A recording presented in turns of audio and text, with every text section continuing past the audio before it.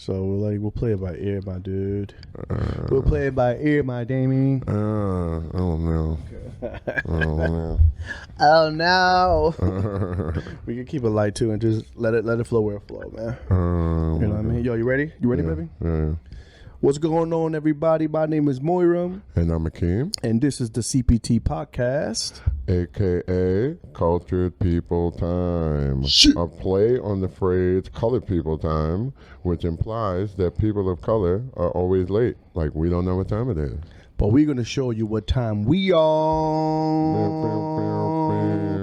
Don DeMarco. Damn, son, where'd you find this?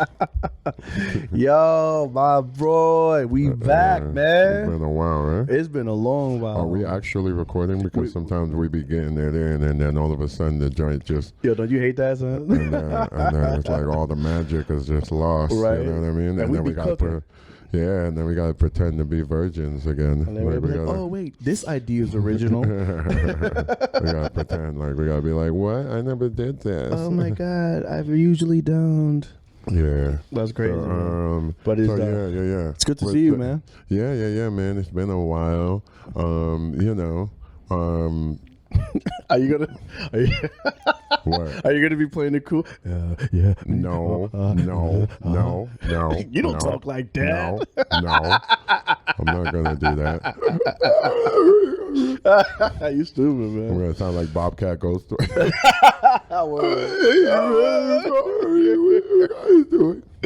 That's hilarious, man. Yeah.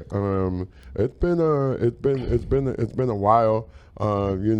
We always it's like been a lot of like false starts. Yeah, I think that the most important thing to gain out of everything is that we were really trying to fine tune the content and the format of our show, our paperwork and everything. And our paperwork together, and we kind of like we didn't want to compromise, the brand integrity, which I appreciate. Yeah. You know, we had like a good little beta run. Now it's time to get down to business. The business. He's standing on business. He's standing on business. While I ride around and getting it. Yeah. But we are trying to play around with a new kind of format where we'll give y'all the whole enchilada, but we're kind of like a la carting, like you'll see episodes with just one subject, like where we're just like kind of getting in there, and also like we've also been playing around with different things on how we wanted to present ourselves, and we prided ourselves in kind of like breaking the fourth wall and letting people in as to how like a podcast is like done, because everybody's too fucking polished. Oh my god, yeah. Right. I mean, because we're already some lit ass niggas. This is just an extension. Yeah, we should like reintroduce ourselves, right? Like I'm Moira, and I'm an actor. A thespian. I'm a father. It's thespianic. With my thespianic activity. I'm a father. I'm a martial artist. I'm a lover. I'm a writer. I want to be your lover, your mama, your puppy. And what other cool shit do I do? A lot of cool shit sometimes. I'll be traveling and shit. I'm Akeem K. Duncan, AK38.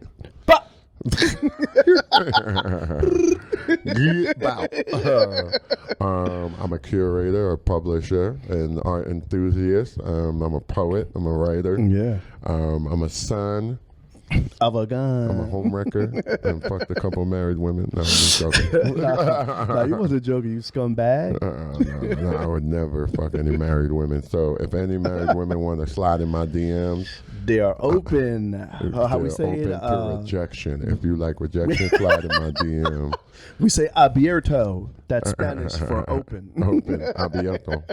Ah, that was good. Look at that. Yeah, man. I grew up in the Bronx. I liked our first real season that we put in. It was a learning experience. Yeah. We put some second season taking long. This is the launch of the second season. It is.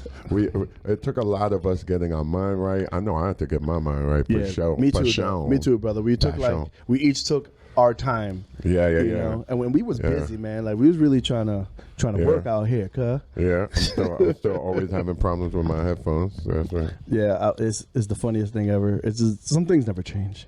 Yeah. Never be the same. That's just the way it is. Things never be the same. Ooh, yeah. As always, we like to start our show with the mental health check. That was nice. Yeah, you can harmonize low key, bro. I'm over here. Your shower voice is probably popping. Yeah, you know, I'm trying to be over here. Well, you know, I get it from my mama. I get it from my mama. You can't give the nigga a compliment, man, for nothing. Yeah, where shit goes straight to my head. My dick head. Oh. No, I'm just joking. Stop it. Yo, you stupid, bro. Yo, you see my Tiger Strike socks? Y'all can't see it because we just, you know, we getting back to basics. We just giving y'all audio right now. Yeah. We're going to start with the visual shit. That's the perfect way to put it, bro. We're going back to the basics, man. We're doing our push-ups. We're doing our crunches. We're doing our squats. We're doing our toe curls. And we're doing we're curling our eyelids and all that. I just had some chick curl my toes last night. No, I'm just joking.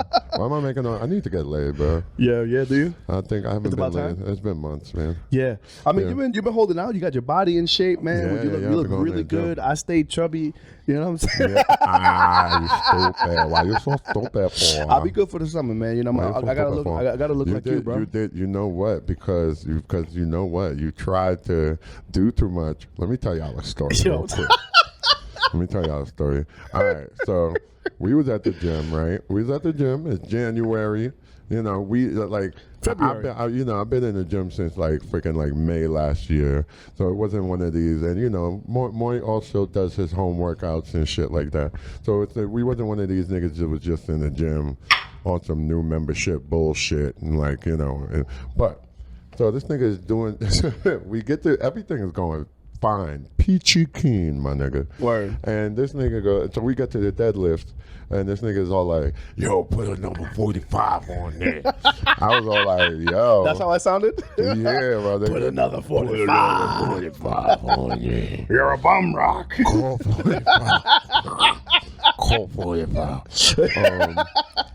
And so, my nigga, this nigga ended up pinching a nerve. Facts. I was trying to test my limit at the time. Did you pinch a nerve? You pinched a nerve, right? Yeah, I pinched a nerve in my back. Oh yeah, damn. Son. Yeah, and I was fine. I was fine. Why'd you do that? No, I did lift the weight though, like a G. You did. One thing you did not and I finished the workout. Lift, yeah. And I finished that workout. You did finish that workout. Lie. Yo, dude, then we were doing high and low planks, man. That's a fact. You were still... Your routine was kind of fire, bro. I can't hold you. I was like, yo, dude. And that was just a little bit of my routine, dude. Yeah. Oh, yeah. Yeah, man. Oh, yeah. Hakeem, one thing, he's been very consistent like the past year, which I'm very proud of him. This is really like kind of like the first time you're really taking the gym by the horns, brother, and embracing that lifestyle. You know what I'm saying? I've had my great relationships with the gym and been in shape many times and fell out of shape many times. It's been dope because like keeping that promise to myself. Facts. It's resulted in me like being consistent with other shit, and my dick looks way bigger, dog. My dick looks huge. It's the pump. My dick was already like a nice little gym. But now I got I lost some weight, man. I'm swinging, nigga. I'm swinging. The blood flow is good, right? Hell yeah, my nigga. Stupid, dog. Oh, hell yeah, dog. Yeah, we've been friends for too long. I had to measure something the other day. I just pulled my dick out, bro. Yeah, you stupid, nigga. I was like, oh, this look like it's a good 12 inches. I was like, let me pull my dick out. No, I'm just joking. But let's do our mental health check. Let's get into it. Yo, because I feel like we're already there anyway. If you're listening for the first time, we always begin with a mental health check. I feel comfortable, bro. That's good. As you should, man. It's in stride, baby. Yo, dude, I feel really comfortable, man. Yeah. Like, we've been doing this for a long time. Nah, I'm just joking. Technically, you're not wrong. Technically, we're not wrong. Oh, that hiatus was crazy. Niggas were getting mad at us. We're still recording, man. Yeah, we go. Yeah. Niggas are getting mad at us. But yeah, Moy, what's good with you? Where's your head at, bro? Where's your head at? Man. So I'm a little bit all over the place. Yeah. I know you're doing that Ramadan. I'm doing the Ramadan. Fasting for Ramadan as a non-Islam. As a non-Islamic, as a non-practicing Muslim. I'm not a Muslim. Yeah. I just admired the practice. And I got a chance to do it again. I did it last year. Yeah, you did. I remember that. Last year was really tough. I might join you next year. Was that your first time last year? Last year was my first time. Oh, wow, man. Last year was my first time. Yeah. Yeah, I missed a few days because it was just like, I literally went cold turkey.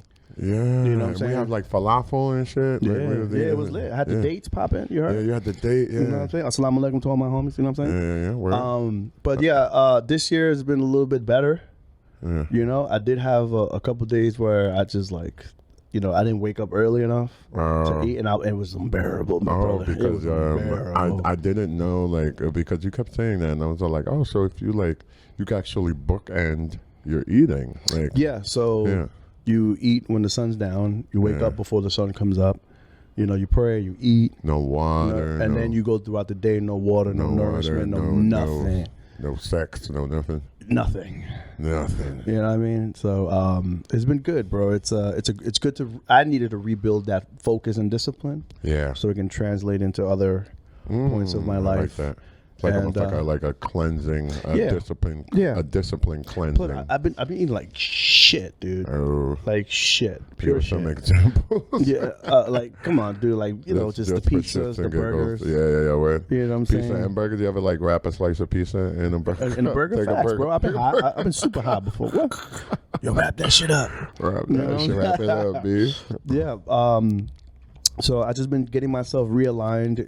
I'm still auditioning. I'm working with an agent, you know what I'm saying, which is a nice. Totally different field for me. Yeah. And that's going really well. I do want to say rest in peace to my girl's uncle. Ooh, they had a tragic loss in the family. So to the Washington family, the Harris family, my heart goes out to you. All my condolences to you guys. It's a crazy, crazy story. I'm not going to get into it now for their privacy. Yeah, but it was very unfortunate. If you want to hear that story, check out Patreon.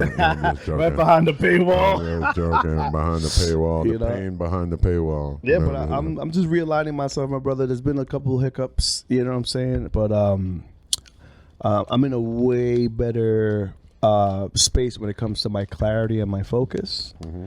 So now it's just a point of just executing. So I'm good, man. I'm good. All around, I'm good. I'm blessed. I'm alive. Everybody's healthy. Everybody's doing their thing, man. Also, you're looking cute today, baby. Thanks, baby. I'm trying, man. We out here. You looking cute too, nigga. Yeah, I'm trying. You look cute, nigga. Nigga said, "You're stupid. Why you so stupid? Why you got one strap?" Yeah, word. I'm getting my Andre the Giant on right now. Your word. The Big Show on, right? Yeah. And so, I feel like these are like Jonathan Major overalls, but except I'm out here beating bitches. Funny. Oh, you beating them off? Beating them off with a stick, and the stick is my dick.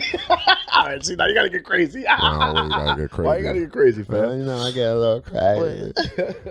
But yeah, how's your mental health, brother? It's actually been pretty fucking good, dude. I'm out of I feel like I'm out of that really bad patch of suicide ideations and self-harm and things like that. And, I had to go through a really rough patch, a really rough breakup, a really rough, breakup in all types of ways, in all kinds of relationships, romantic and platonic. Yeah. And, that was tough. And, I feel like I'm getting into a rhythm. Yeah. I just been going at it. Yeah. And I've been making the effort even when I don't feel like making the effort. That's it. Small victories, man. Yeah. They lead to big accomplishments. And even when I'm not feeling my best, I'm kind of embracing the fact that I have certain mental health issues, and it's like a car crash, bro. Every day is a car crash. You want to go through one or what? Yo, dude. Every day is a car crash, and you go face first through the windshield. No, I'm just joking. It's like a car crash. Like they say, if you tense up, if your body locks up, you break bones. But if you just go like limp, I swear, bro. Like sometimes it's you die outside. Yeah, like dude, like that's funny. Like it's just like embracing the dark parts of you and bringing them into the light. You know what I mean? Yeah. It's hard. Yeah. It's hard, but it's great. I'm no longer fighting the fact that I get bouts of depression, bouts of anxiety, and I think the fact that I'm not like trying to reject or deny, it makes it a little easier to go about the day. Yeah, you let them live, let them have their moment. Yeah, you acknowledge them. Exactly. And then you tell them, yo, have a little pity party. Yeah. Right. Like, yo, step to the side, hold my beer, B. You know what I mean? Hold my beer. I got shit to do, B. That was cute, but like the Apollo, the Sandman, you just And I'm really picking up momentum in my career with Quiet Lunch, the magazine. Plug it in, baby. Plug it in. And Curator and all that shit. Like, I'm trying to build my collector's base, so that has been quite the chore. Not the chore, but I could say like an undertaking, because especially when it comes to like asking people around you to support, it you kind of feel like you're begging sometimes, like your friends and family. Doesn't that suck? Oh my god! But and then also I ain't gonna front. I actually added a second medication. Oh shit, for real? Yeah, dude. No wonder you've been off. Shut the fuck up. Stupid ass nigga. Is it a perk? Yo, pop a perk 30. Pop a perk 30. You've been way too calm, boy. Man, off the yerks. Off the yerks, nigga. Yerkies. Empty the whole clip. Empty that whole 30 clip. That whole 30 on them. Damn. Man, off the yerks. Yo, what's that been like, man? It's like, can you... I'm on Lexapro and Wellbutrin. I had to take the Wellbutrin. Yo, you ain't rubbing nobody, my bro. You need to relax over there. All right, stay on your side of the couch. Okay? Yo, that's crazy. I'm out there. Guys, help! I'm about to get on you, bro. Help! Oh my god! I feel the blood flow. He's sick. How has your adventure? Because remember, last time you went from no medication to now you're taking medication. Yeah. Describe that journey a little bit for us, bro. And do you feel the effects? Because it took time for things to get into place, but with Lexapro infamously like obliterates your libido. Really? Yeah, dude. I was like an asexual, like I was like a atomically correct Ken doll. Like in fact, I felt like he has no cojones. I had no cojones, no huevo, no nothing. No huevos. No huevos. There you go. Huevo and huevos. Huevos. Well, what about huevo? I mean, you can say that, but that's you can more. say huevo and huevos. That's more crude. Yeah, huevo. Huevo means the dick, and then huevo. That's like eggs. That's eggs because they're shaped like eggs. You're supposed to smooth as eggs. Smooth as eggs. You're a loser. Yeah, you're a winner. You're damn right. But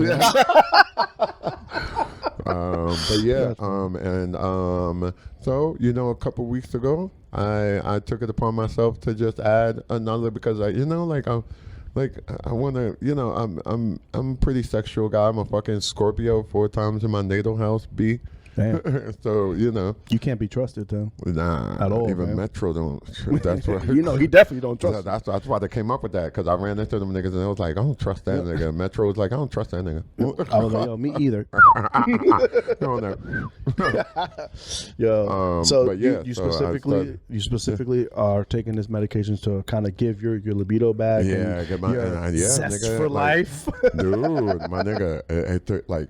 All of a sudden, it was like 2 weeks, and I turned around. And I was like, I have not masturbated. Really? And nigga, you know me, bro. Like, I don't want to know you. You know me, dog. You see me, dog. Nah, I don't see nothing. You know my body, dog. You know my body. You know my body, dog.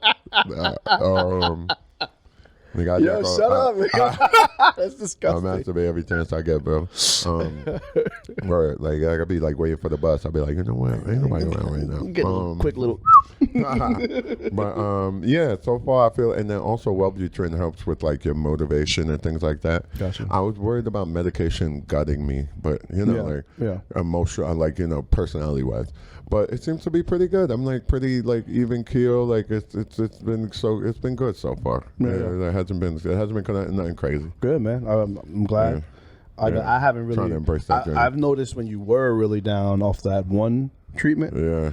And you were very like secluded, very like distant. Like you wasn't present in a lot of like spaces. And now you have a little bit more fire to you, like that old Akeem that I know. Yeah. Thank you. And I just want you to, I feel like I'm finding what works. Word, don't get too out of hand, because then we're gonna have to. No. You know what I mean? No. I'm fucking with you. Although I plan on starting. I'm planning on making it a Molly summer. I'm just gonna be doing wild Molly. Oh wow! No, I'm just joking. Damn, I might join you. Me and Molly. Me, you and Molly. Me, you, Molly. Me, you, Molly. Getting all hotter. Yeah. But you wanna get into our first subject? Like yeah. Because we're gonna be cutting this up, guys. Okay, so so we just want to talk. I think by the end of the we're gonna figure out our format, and we're gonna check in with you guys in terms to see what you guys like. Do you guys like? We might just give you the whole episode at the end of the week, and like kind of give you just the tidbit subjects, and like the whole episode is you hearing the in-between banter and like all this other stuff. We might even get into subjects that are not on the docket, like you know. But yeah, especially if the conversation sways that way. Exactly. Let it flow. Let it flow, man. That's the hardest thing to do. When the lights are on. Exactly. But it's also like, except when you're having a heavy flow day. Yeah. See what I did there? You're stupid. So like, listen, around here in New York City, and probably in many other places, but there's been a very noticeable uptick in violence against women. Oh yeah, dude. And is that what we're tackling first? I mean, yeah, bro. Let's just tackle this first, because it needs our attention to speak. Okay. I feel like there hasn't really been too many like men's voices. In regards to that, or even just acknowledging it or reposting it, or you know what I'm saying? Or even, let's discuss. Let's discuss male behavior. Let's break this down. Let's just break this down like from the beginning, right? Yeah. Because it's like, I don't want to say that it's a New York thing, but it's been happening here. Yeah, a lot in our dense metropolis. Yeah, a lot, and because we have been in the colder months. Most of the people that are usually on the street, they're congregating in the subway. Yeah, that's fact. And that's been a problem for years now. I don't see homeless outreach, dude. Remember that? Remember that there was like that brisk truck. It was like orange and white, and they usually did a lot of homeless outreach. Yeah, I haven't seen that, dude. I swear. Shout out to man Eric Adams, and when I say shout out, I mean fuck you. But I'm shouting out fuck you, dude. That's what I mean. Like I'm shouting out fuck you. Dude, a lot of niggas don't pay attention. Last year, he went and flipped all of those fucking encampments. Yeah, that's right. That's right. He did do that. Displacing a lot of people who actually had their own little villages where they would stay and chill there and like be there. Now they're displaced and they're all over the place. And I don't mean to say they, as if like these people are not human. They're human beings, just like you and me. Some of them have mental health issues. Some of them have fallen on hard times. Yeah. Some of them are drug addled, however it may be. Sometimes you get there and you don't even know how the fuck you get there. That's true. They're there. Yo, did he do that without a plan in place to put these people somewhere? Oh, that's fucking ridiculous. Dude, I mean, maybe I gotta go back and do my research, but last time I checked, those plans that were in place were flimsy as fuck. Yeah. And they weren't really, they weren't solid plans. That's fashion. No, that I could agree with, man. And it's crazy because it's always been this way, right? Whereas like the colder months, a lot of the people that don't have, homes to go to, they're all in the subway, right? And for the most part, I see a lot of New Yorkers, you know, we definitely notice that the ones that do occupy the spaces in the subway, we usually leave those carts alone. Yeah. So it's not like people are pissed to a point where they're like, you know, agitating these people, or because like, dude, it's like you leave from nice warm home and you go to the subway and you know this person's not. You're not gonna fucking, hey, get the fuck up, I want to sit down type shit. You know, we don't. Yeah. Although I've like a couple of times I just wanted to like kick a nigga's foot and be like, yo, come on. Well, be a little considerate. Come on, bro. It's rush hour, bro. Like, rush hour, my nigga. I just came home. Like I want to, like, my feet hurt, bro. It's like, 2 a.m. I've seen people do that too. I've seen, you know, a couple of times niggas like I'll tap him and be like, yo, like people need to sit, and they'll get up. I mean, not get up, but they'll sit up straight. And yeah, but you know, like just the fact that this is happening. They need to lay too. down too. Just the fact that this is happening to a lot of the women in our area is disturbing, and you know, part of it, it hasn't been homeless people. It's been people that are just irrationally lashing out on women. And it's disgusting. Yeah. You know what I'm saying? So these women, they got to be careful. You know, as if they don't have to have enough worries when it comes to dealing in this fucking concrete jungle. They got to add a brazen attack on them. And I forgot. I just heard a recent quote like a couple weeks ago, and we'll like credit it in post probably. Okay. Yeah, it'll come to you. And it said, men are afraid of women laughing at them. Women are afraid of men murdering them. Wow. I mean, that's a real thought. That's crazy. Like, you know, two different. What's the disconnect with these people right now? And I'm having a hard time really like figuring this out, because usually, you know, there's like some kind of trend. There's something. I would say there's something because some people are like trying to echo the whole knockout trend. Like it's like remnants of that, or like, and I like that was more of a juvenile like thing. I think you have to kind of group together everything. Like you have to group together a presidency that was very misogynist. That was followed by another presidency that didn't do anything to address or like, you know, we have How much of it is also pandemic leftover? That's very true. Because there was a very big rise in domestic violence. Yeah, that's true. You have a president who is clearly misogynistic. Mm-hmm. Then you have like the reversal of Roe v. Wade. Then you have these are these incremental attacks on women, and it's mounting. It's mounting. Yeah. If you do not prioritize the mortality of women and the morality that's surrounded in regards to interacting and engaging with women, and the role and, like, you know, how we embrace them in this society, then you are going to have these random acts of violence. Like, you start to see this, you start to see the results of, you know? Yeah, like the ripple effect of this constant propaganda, constant attacks. Exactly. That Roe v. Wade shit fucked me up, yo. Dude. And then in Texas, when they did the law, I almost started wearing condoms, bro. I was like, I think I might go and buy some condoms. And I was like, nah. That'll be the day. I was like, nah, man, I could spend that money on something else, man. Let me go get a Dutch. No, I'm just joking. I'm like, when am I gonna roll my weed in if I buy condoms? Roll it in a condom, bro. Be an innovator. Be an innovator, bro. Ribbed for you. Ribbed for your pleasure. You know, that must be like that rib smoke real hard. It burns slow. That rib burns slow.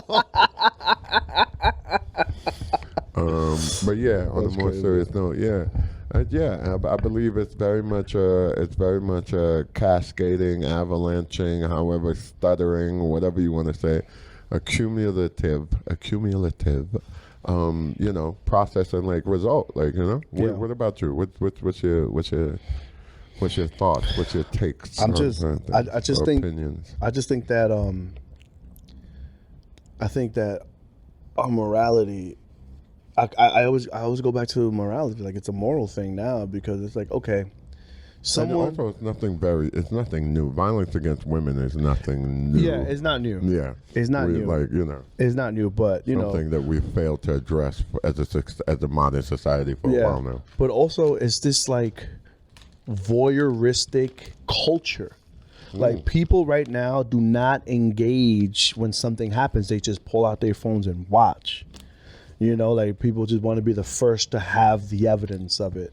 And it's disgusting, dude. Like where the fuck did we go to that? You know what I'm saying? That's crazy. You see something going wrong, and you know in your heart that shit is wrong. Everybody, you don't want to get involved, right? Yeah. Everybody, right? Right, and you can protect. National Enquirers type vibes exactly. out here. Instead of preventing something, you just want to witness it. And when did it become so like okay to just witness something? When it's within your control. Yeah. You know what I'm saying? Yeah. Because I was on the train one time, and this was years ago, pre-pandemic, where clearly the guy, he's mentally sick. Yeah. And he just barges into the train and kind of like elbows this girl. And she was like, oh my God, it's rush hour. Yeah. And no one said nothing. And the guy just turns around, he starts cursing at her. Yo, bitch. Yeah. And I was like, Hey, nigga, the fuck? Word, you can't talk to her like that, bro. What the fuck is wrong with you? Dude, I had something happen where it was a black woman and two white dudes. They looked like they were Eastern European, like they didn't look like they were like, Yeah. And so they were having like a little altercation, and there was a shouting match. And the black woman's kind of like up their face like blah blah, and they kind of went to grab her. Oh shit. To throw her out of the train almost. That's wild. And like, That's wild. like get out of here kind of shit. Yeah. And I stood up, I said, hey. I was like, hey. And at first I could see that they kind of looked over like, hey, and then they saw me actually get up. And they were like, oh wait, this motherfucker's 6'4". He looked like he could crush us. Yeah, okay. Yeah, dude. It was almost like they were gonna be like, shut up, you uppity nigger. But they looked at, I was like, yo, like, don't do that. Like, I was like, that's a female. That's a female. Hey, Devo, that's a female. Like, I really literally said that's a female. I was like, that's a female. Yeah. I was like, don't touch her. And like, yeah. When do like this situation? I was prepared. I was like, it's two of these niggas, and they look like Slavic as fuck. They look like they were gonna fight. They look like they headbutt niggas for fun. Right. And I was like, hey man, you headbutt niggas for fun. Isn't that like a weird position to be in? I don't be giving no fucks. Right. I'll do whatever I want. I'll say whatever I want. Isn't that like a weird position to be in sometimes, where it's like for like a lover's quarrel. Yeah. Clearly, a lover's spat. Right? They're together. They are. They're fighting with each other. They're yelling at each other. But then sometimes homeboy get a little too crazy. You're like, damn. Where? I mean, we step in. That's really because there's a lot of men who died like that. There's a lot of men who've died protecting women, like stepping into a lover's quarrel particular. That's true. And sometimes it doesn't even have to do with protecting the women. It could be just two toxic ass niggas, gender not involved. It's just two toxic ass people, and all of a sudden the person that steps in, they're the problem, right? They get smoked. Yeah. There's that. It's a very also delicate we live balance. in New York City. When you're talking about trying to mind your business. We're in the capital. We're in the capital. The capital. No, it's the capital, bro. It's the capital because we're capping. We're the capital of minding your fucking business, bro. Yeah. It's a very, very like delicate thing, and I understand that. But then, some things are just clear cut and dry, and that's just you living in the city. You have awareness. You have experiences where you can kind of read body language, see actions, and kind of be like, all right, man, this is wrong. You gotta, you know what I'm saying? I'm not asking everybody that they have to be fucking Superman. Yeah. But like, we have to kind of we have to put in an effort to calm those things down. Because something goes unchecked, it's gonna keep happening. Yeah. Over and over and over and over again. And some of our cultures, bro, we don't have the best reputation against women. Exactly. Because, for example, right? Okay. All right. Now, right? this brings us to another subject. So, his, right? Because you know, I'm a Trinidadian American. I'm also Grenadian. My father's from.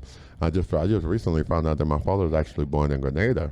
Oh, nice. Okay. Yeah. So I'm actually Trinidadian Grenadian. Spice Massive, Petroleum Massive, Soca Massive, Doubles Spice King, Doubles King, Sorrel Papi. And then Moira, you're Dominican. Yeah, right? I'm from the Dominican Republic. Yeah. Born, not raised out here in the States, but you know, both West Indian. I came here. I had a red passport when I came. I had to become. I went through the process of becoming a citizen with my mom, dad, and my 2 younger siblings. Yeah, you know what I'm saying. You have to like memorize the whole Bill of Rights. Nah, you know I was too. I like. They were like, "Who's the president?" I was like, "Clinton." The guy who plays the saxophone. He's cool. That's hilarious. You know, yeah. So, but like our culture, listen, I have this. Yeah, at West Indian men, right? Because we. As West You Indian some toxic ass niggas, man. Dude, as West Indian men, do we normalize? I feel like, because I even, and I'm not gonna lie, I asked this question on Facebook. I got, you know how I like to treat Facebook like my social experiment, my poll. It'd be mad funny, yo. Yo, dude, I be getting in some trouble asking some real hard questions. Yeah. And I said, you know, as West Indian men, do we normalize sexual harassment? Yeah. Because I know I've been in positions where I thought that certain things were okay, and I had to learn as a man. I had to learn. Likewise. Yeah, like I had to learn, like, hey, nah, you don't. That's not what you do. Yeah. Like, you know, like, you grow up around that. You remember back in the day, it was like normal for us to grab shorty by the elbow. Yeah. Yo, man, let me talk to you. Yeah. I had to learn that was not okay. Yeah. Right. I've never been much of like a grabber per se, like in that, but not the risk kind of thing. Like, you know, you kind of be like, hey, gal, like, come here now. Like, you know, you're like, hey, gal, come here now. Come here now. Hey, what's going on? You know, What's the language? Look That's at that kind of crazy. Look at that bum. See there, boy. You know? Look at that bum. See there, boy. Come over here. Some of the things like that are, you know, catcalling. Dude, disrespectful shit. You can't, like, you know, it's the way, you know, you get really raunchy with the way you talk to women. Like, you know, you be like, hey, come give me a hug. Like, I'll give you another one. You don't be like, I would never want to come give me a hug type of niggas. Yeah, me neither. Let me get a hug. Let me get a hug, ass nigga. Be a little pathetic. That should be a little pathetic. Where's my hug? Oh God. Nah, never that, Pop. Yo, remember back in the day? You let me know, because my recollection of it was. Yeah. Culturally, it was okay where like a female would be dancing and you just grind up behind her, and then she accepted. She accepted, or if she didn't, you had to back off. I think that's like, now that I watch pigeons in the park, I think that's like, that's our version of that. Yeah, because put the chest out. We put our chest out and we be like, whoop, whoop, whoop. And you know, the plumage, do a little gyration. Yeah. I was even saying, I was like, you know, I kind of feel sorry for those guys sometimes. Those pigeons, man, they be trying to put their best foot forward, and then they get rejected. But you know, I feel like that about I feel like that about human males as well. But sometimes, you know, at least the pigeon don't fly after the female pigeon and murder them or punch them in the face. In the face, right? Or yell that shit, like, because they can't fucking take rejection. Yeah, I mean, you know, yo, that needs to be a conversation at home, man. Dude, go ahead, my nigga. Like, go ahead. Like, we need, like, fathers need to talk to their sons. Yeah, I never had a conversation with my father about courtship. I had to go and bump my head and figure it out. Yeah. And you know, I made all. You have a son? How's that going? Yeah. I mean, I'm trying to let him know it's okay to speak to me about it. You be like, don't grab them by the pussy. Ask them first. Ask for consent. Ask from first. Be like, can I grab you by the pussy? Then show him your dick. No, but you know, somewhere like they'll be like, yeah, nigga, grab this pussy. Like, I like you. Like, I like you. So some girls back in the day, they're a little different. They be like, hey, nigga, why you being so weird? Put your dick out already. Put your dick out. Put your dick out already, nigga. What's up? Growing up in the Bronx, my nigga, them Puerto Rican girls were fat. ass. What? Yo, some Dominican shorties, boy. Yeah, Like, the nigga. West Indian girls be fast. Yo, that's how I learned. I didn't learn by me, nigga. They were like, come here, let me show you something. You see that? Yo, sometimes. How'd that feel? Sometimes I think sometimes I think as a West Indian community, we be hiding the pants a little bit. Yeah, of course, brother, of course. The collective? But yeah, and all extra, but in all seriousness, I would even like to really, I would even like to thank the women in my life who have had these very vulnerable conversations with me. Yeah. And they've allowed me to learn from them. Yeah. I would like to thank the women who have been patient with me, who have nurtured me. Oh, here we go. Into being what else? Who's into being because I've never been too much of a disrespectful guy, but I know. Yo, wow, you're laughing a little bit too hard, ain't you, brother? You're laughing a little bit too hard, ain't you, brother? Put that cat in your rap. Cap in your rap. I ain't putting no cap in my rap. I'm messing with you, dog. I could be pretty raunchy and I could be a provocateur. But yeah.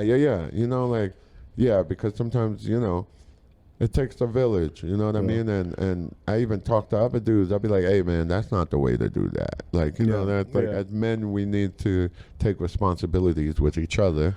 That, and we need to have platonic female relationships. Word. Because you have to know what it's like to operate in a space where you don't want women. And women don't want you, and you guys can coexist. It's cool. There's so many different layers of fun. I got a lot of fine-ass female friends that I would clap their cheeks.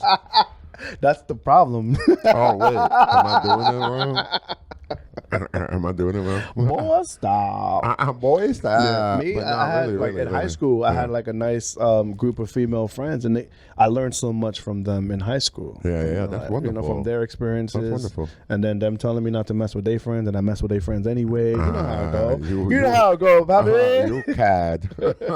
Listen, I got to learn. Also, I will say this. It's okay to be attracted to but you have to you could be like, hey man, I think you're cute, whatever, but that's not what we doing. We're here for something else. You gotta put your things in perspective. Yeah, put things into perspective, because we're not trying to say go out and find some woman that you're absolutely zero attraction to, and it's you can't be friend. It's not like you can't be friends with a woman that you're attracted to. But you have to know how to put that attraction into perspective, and how not to. It sounds nice. How ready do you think the general male population is right now with something like that? Man, I don't know. I don't think they can handle that right now.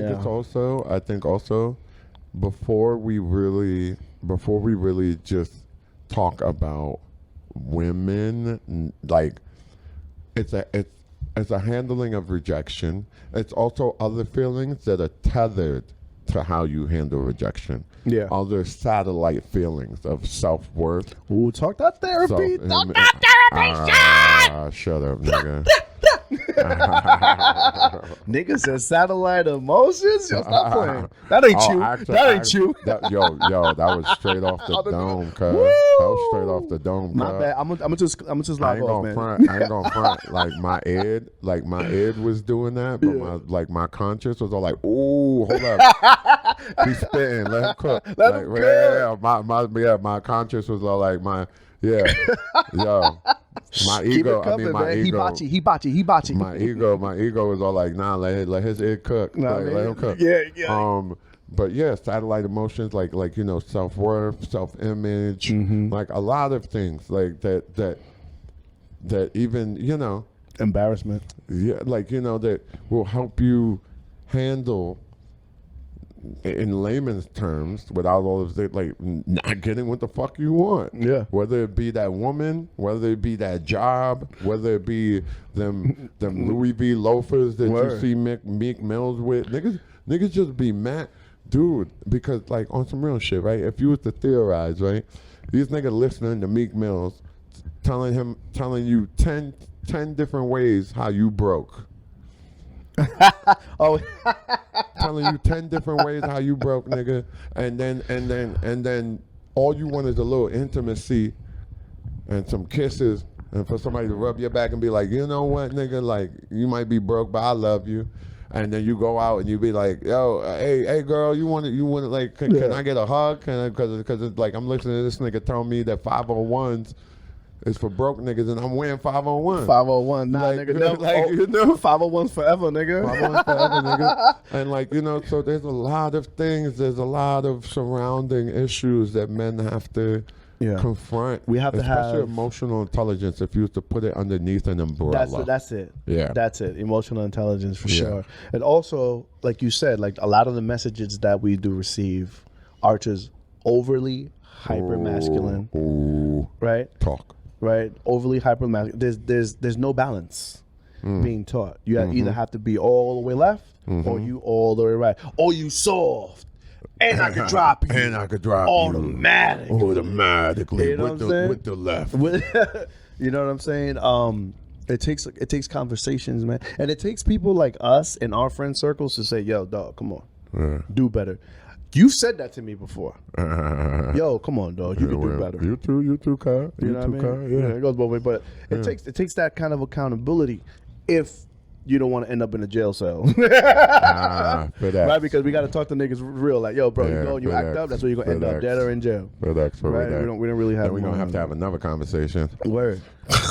Like how to make a pocket pussy out of a toilet paper roll. Like how I'm not gonna visit you no more. And how to like really grip soap hard enough. How you don't grip it hard enough, that shit go fly out. Right? You gotta cradle the soap. You gotta treat it like sand. You know, that's enough pressure. That shit don't go nowhere. You're so stupid for. You know, it's you know, we constantly deconstructing and constructing, but then the loudest voices are always the ones that hurt us the most, bro. Yeah. Everything we see online, right? Exactly. Everything that's linked to, you know, materialism, our music, how we should be acting. We got to be a certain kind of person, and we don't like let enough room for the spectrum of what a man is. Like, onto Maslow's hierarchy of needs. Like, you know, love, safety, belonging. Yeah. They have a lot of men who do not have that. They don't. And this might seem kind of crazy to say, like, men don't feel safe. Yeah. But it's the truth, though. You know, because we're not negating and recognizing the lack of safety that men feel, especially men of color. Yeah. We're not negating the lack of safety that women feel.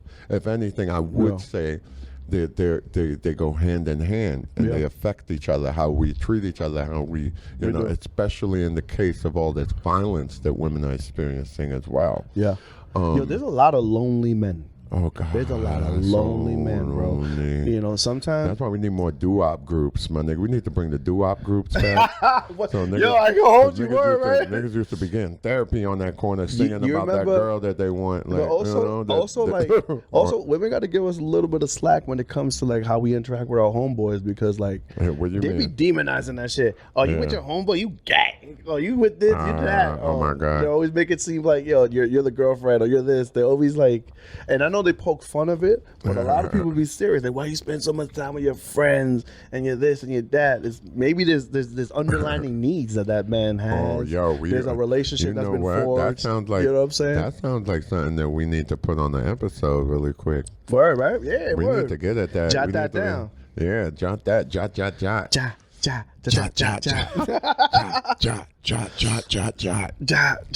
Yeah, man. So I think, you know, I've been noticing that women have a lot of empowerment movements. They try to get together.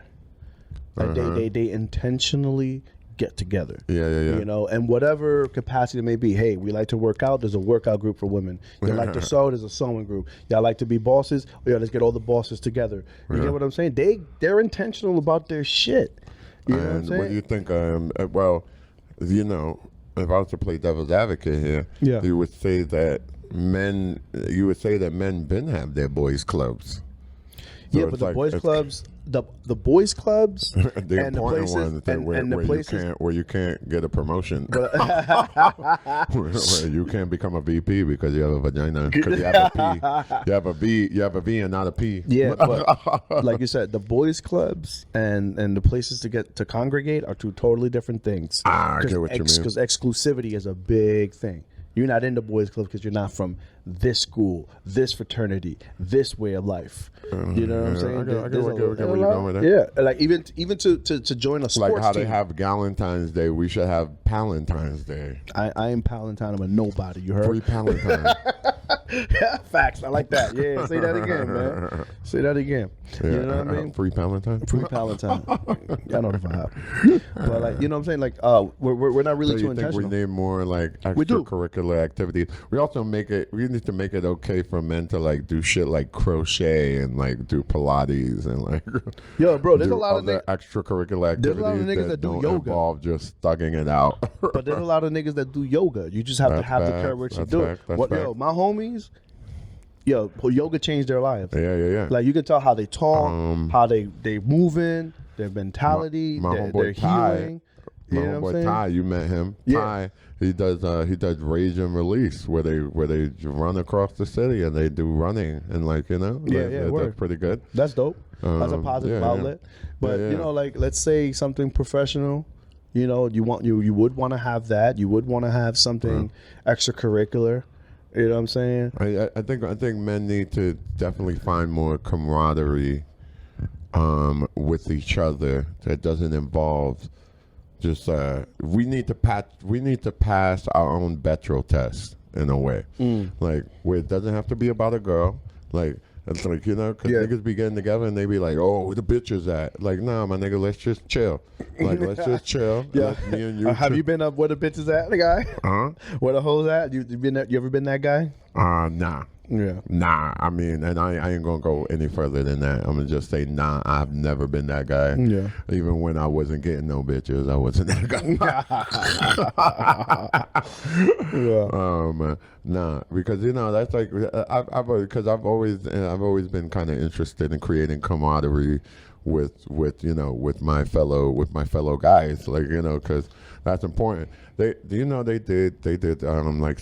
an article that was out like a little while ago, and it said that breakups are harder on men because they don't have any real support system in terms of their friendship. Ooh, talk that, bro. Because they mostly when we hang out with our friends, we're either going cruising for chicks, or we're just watching sports, not really talking about certain matters that are very important, that are at hand.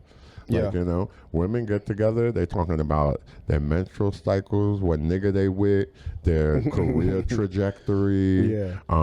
They go everything from the rooter to the tutor, but superficial to important. To be fair, you kind of have to, with us, you have to build that cachet to have that vulnerability for some things.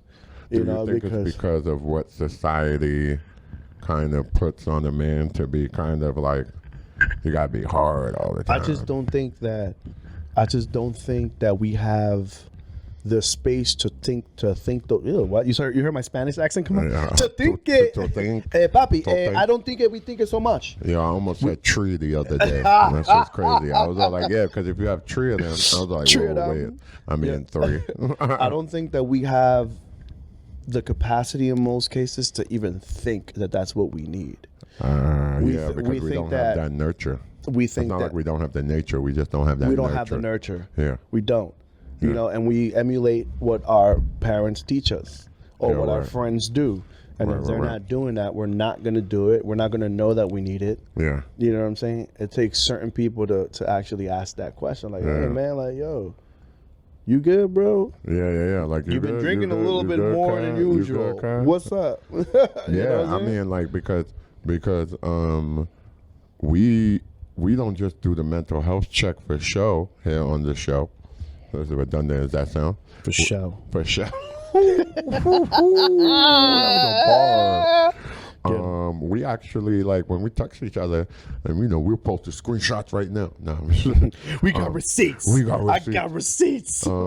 We actually ask each other like almost every other day, if not every day. We be like, "Yo, where's your head at? Like what's good with you? Like, you okay? How you feeling? Yeah, for sure. And, like, and we give real answers too. Like, we don't just be like, "Oh, it's all good, keeping it pushing." Maintaining, pushing P, like nah, like we getting be like, these dollars, my nigga. Yeah, and then we even lift each other up. Like if we don't feel like if I like I'll be like, yo, Moy, I'm anxious and I'm not really feeling. There's a lack of confidence, and you be like, nah, nigga, don't like it. Nah, your mind lying to you. Facts. Or and it's not just immediate encouragement. Like you'll actually ask me like a real question. You'd be like, what exactly is doing that? Yeah. Where is that coming from? What is that thought coming exactly? And we'll have like a nice little, we ain't there forever because niggas got shit to do. Like, but we take our time. Yeah, we take our time with each other.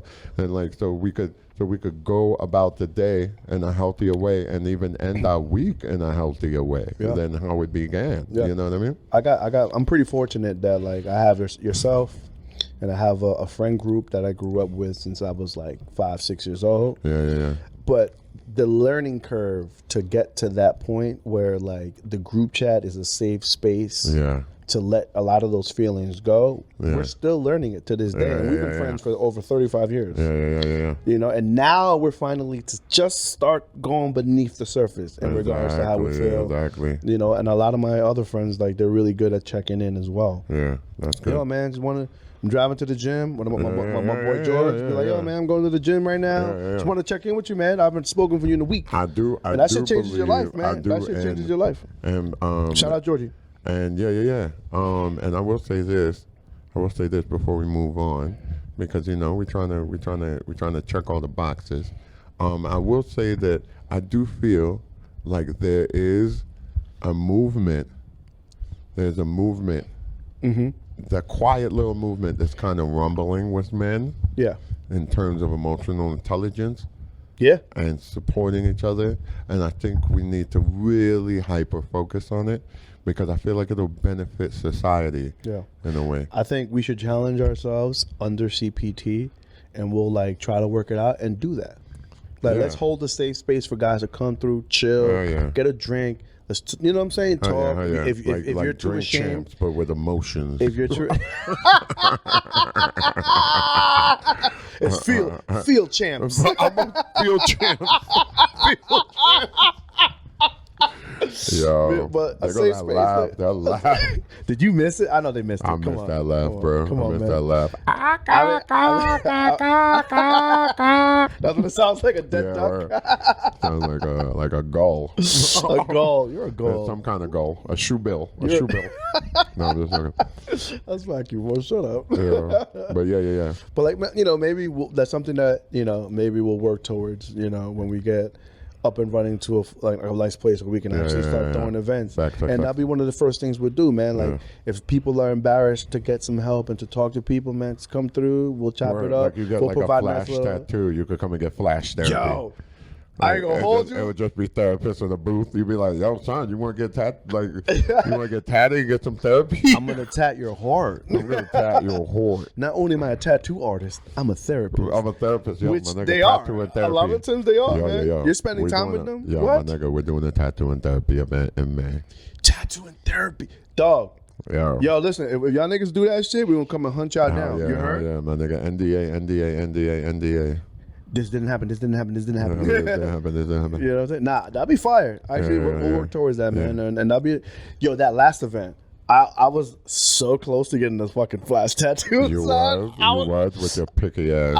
Relax, my nigga. What's up? What's up? It's going on my flesh forever. Yo, not only this nigga is a Libra, so they say balance, but there's the other side to that balance thing. It's also indecisiveness. I'm not indecisive. The picky. Picky is not indecisive. Listen. pickiness can lead to indecision. It can, or it could just be like, you know what?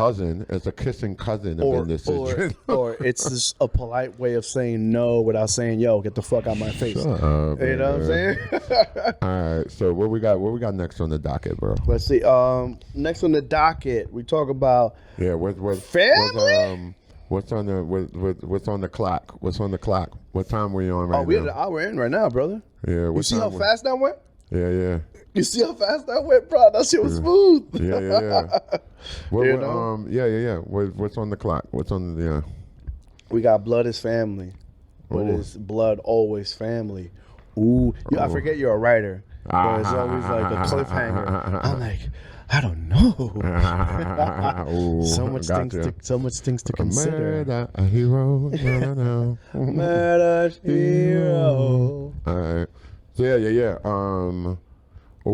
So what is it? It's blood is family, but it's blood always family. But it's blood always family. Yo, dude, I ain't gonna lie, bro. I mean, there's the whole cliche, blood thicker than water, yada, and not all family, not all. How they say, like, not all blood is family, and not all family is blood. Thicker than water. Oh, drizzy, fizzy water. 50 killed that son. Yeah. What is it? Not all blood is family, and not all family is blood. Yeah. Yeah, like, I mean, that's a very true statement. You know, our families. What do you think? I was like, oh yeah, you open this up. Our families are our first, I would say, classroom in life. I like that. Because most of all your experiences and emotions that you start to learn come from the people's closest to you, because you trust that deep, you love that deep. You know what I'm saying? So you hold your family in high regard. You know, your parents are your idols when you're young. Yeah. Until you learn that they're human too. Yeah. You know, so it's like it's your heartbreak. Yeah. Your mom is your first home. She's your first love. Yeah. You know, for daughters to be their fathers. You know what I'm saying? Facts. You know, and you know, and with that, family can be the most fucked up to us. Your first friends are like your siblings almost. Yeah. Or your cousins. Yeah. You know what I'm saying? You can't get rid. Oh, I like that. Yeah. It's like your first little dojo. Like exactly. You be angry with your brothers because you don't want to share shit. Yeah. You know, or your brothers do some fuck shit. Yo, dude, that is such a prolific. That's like low key prolific. What you said. It's the first kind of like classroom of life. Yeah, bro. Yeah, man.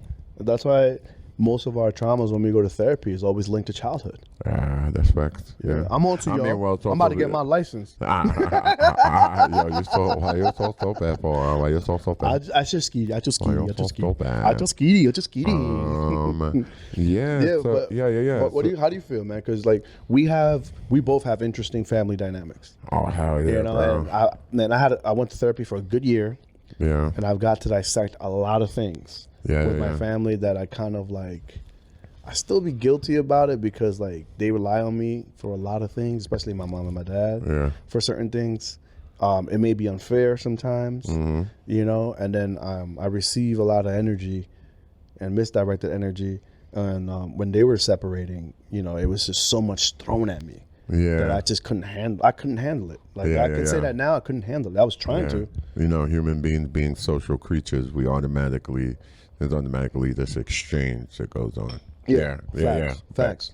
You know what I'm saying? But then also like you deal with your family. Like if you're close to this person, and people have the most to say about you, just bad things.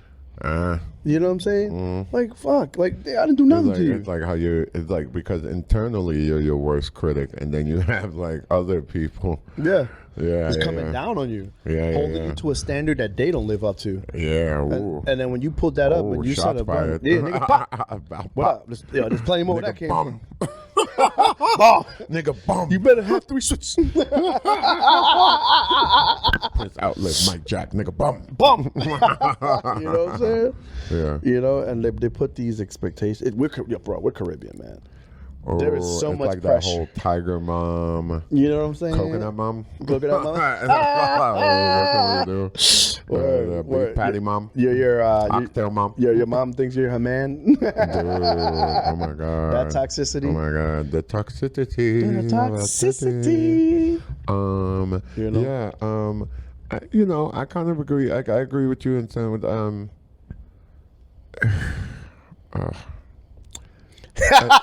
That was more than agreed. I was like, damn, I'm going through it right now. That shit Yo, put that cigarette down. We're still recording. Oh my God, shut the fuck up. Yo, it's like it's a Rubik's Cube of a fucking situation, bro. Yeah. Like, because, there is like almost a law that you can embrace that kind of makes you feel like, all right, I'm with my tribe.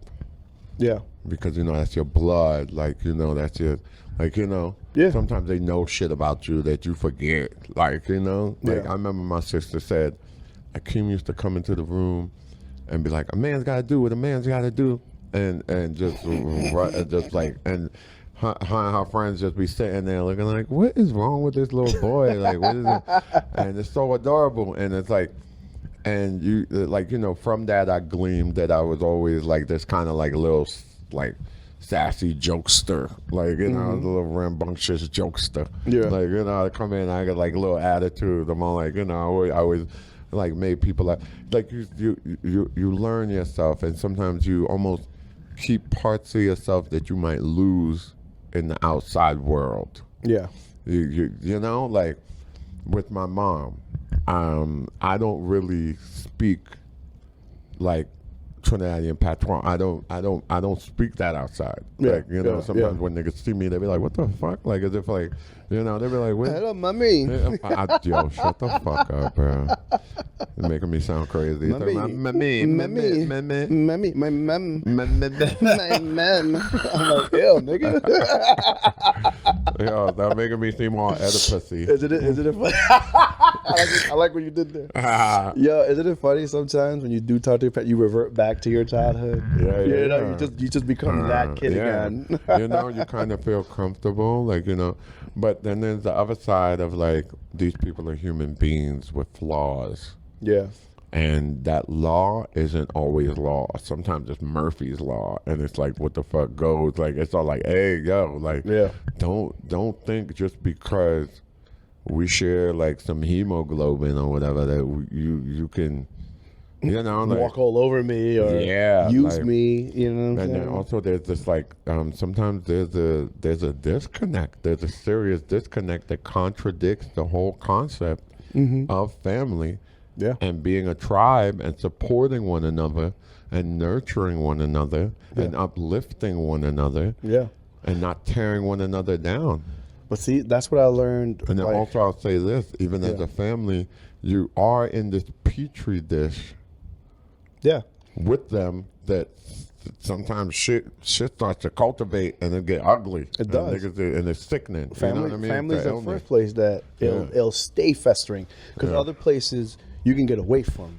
But when you live at home, exactly, right, and this is your dynamic, and this is where you stuck at. There you go. This is where it gets really bad. There and you go. And you start to think that that's normal. And you carry on your other relationships that way.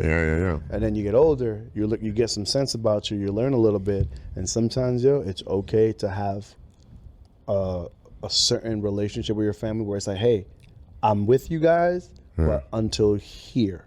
Because if we go past here, it starts damaging me. Oh, now we get into kind of like the micro, the boundaries, which is also like a macro. You're a macro. Boundaries, bro. You're a macro. Like you have to learn how to establish them healthily as early as possible. Because even like because boundaries are something that work from. Would you agree that boundaries are something that work from the inside out? Like thought just came to mind. I could agree to that, because sometimes you don't know a boundary exists until you're hurt. Yeah. And we're just using hurt as an example because it could just be other things. But you have to understand uncomfortability for certain things, because that's what boundaries are for. Right. Yeah. Sometimes I ain't gonna front. Sometimes I'm very worried about setting boundaries because it makes me uncomfortable. Me too. I'm not a people pleaser, But I want to really, you're just going to end the mic? Really? Oh my God. Really? That's disgusting. I got an adult Capri Sun. I got an adult Capri Sun. Yo, we heard that whole thing. You heard that? Yo, you're nasty, sir. You heard me? You heard me? You heard that suction? Ew. Disgusting. Imagine that was your clitoris. That's nasty. Take that fucking bass voice off. That's disgusting. Anyway, but yeah, man. It's a tricky balance, bro. But also, you know, we do owe a lot to our parents and our family for who they are. For what honor thy mother, thy father, type shit. But I'm an atheist and a non-theist. Fuck them niggas. Honestly, sometimes you gotta know. Kids, yeah, bro. Fuck them parents. You gotta know. You gotta know when to set your boundary, because like I've been in situations, and I still be going through certain situations where I gotta take a break from my family, bro. Talk about that. You know what I'm saying? I'm not gonna go into too much detail, but it's like, I'm thinking, go ahead. It'd be too much, man. One time I didn't talk to my mom for almost a whole year because she constantly kept invalidating my parenting. You know, and that's that OD toxic Dominican mom shit where she knows better. She knows better. She has kids. So you have to listen to her type shit. Yeah. But then it's like, yo, my nigga, like you're not in the same situation that I am. Me and my baby moms wasn't together. Yeah. So you can't come over here and then try to overtake a situation you've never been in. Yeah. And try to instill certain things that you just don't know, because she only sees what she sees. Yeah. But she doesn't know the inner workings. And then when I took the time to explain to her, right? Like my baby moms would do some shit where she would like, my mom would accept her bringing like her other kid to my mom's house. Yeah. Right? And I'm thinking, because she's abuela, like she takes everybody. She's abuela to my kid, nigga. Right? Damn, you're not abuela to somebody else. No, listen. To have a kid don't get no abuela and no McDonald's. Let me finish. Shut up. Let me finish. Listen, like for me to have that kind of relationship with my baby moms, I have to establish those lines first. Bro, it's no problem to take the other child. He's a beautiful kid. He's my son's brother. I love him very much. Yeah. But at those times when it's fresh, my baby moms was not doing the right thing by me or respecting me. So I'm telling my mom, what you're doing is you're undercutting me, because I have to deal with those consequences. Because you're once trying to set certain boundaries. And, we're not fly. You're not you're not a person that respects me. You're not a person that treats me, you know, like how the father of your child's supposed to be treated, who's respectful to you. You know what I'm saying? Child support check ain't never bounce, my nigga. That's hilarious. You dig what I'm saying? Like, yo, that's I take care of my business for my kid. Too. You feel me? The only thing you don't do is bounce checks. You feel me?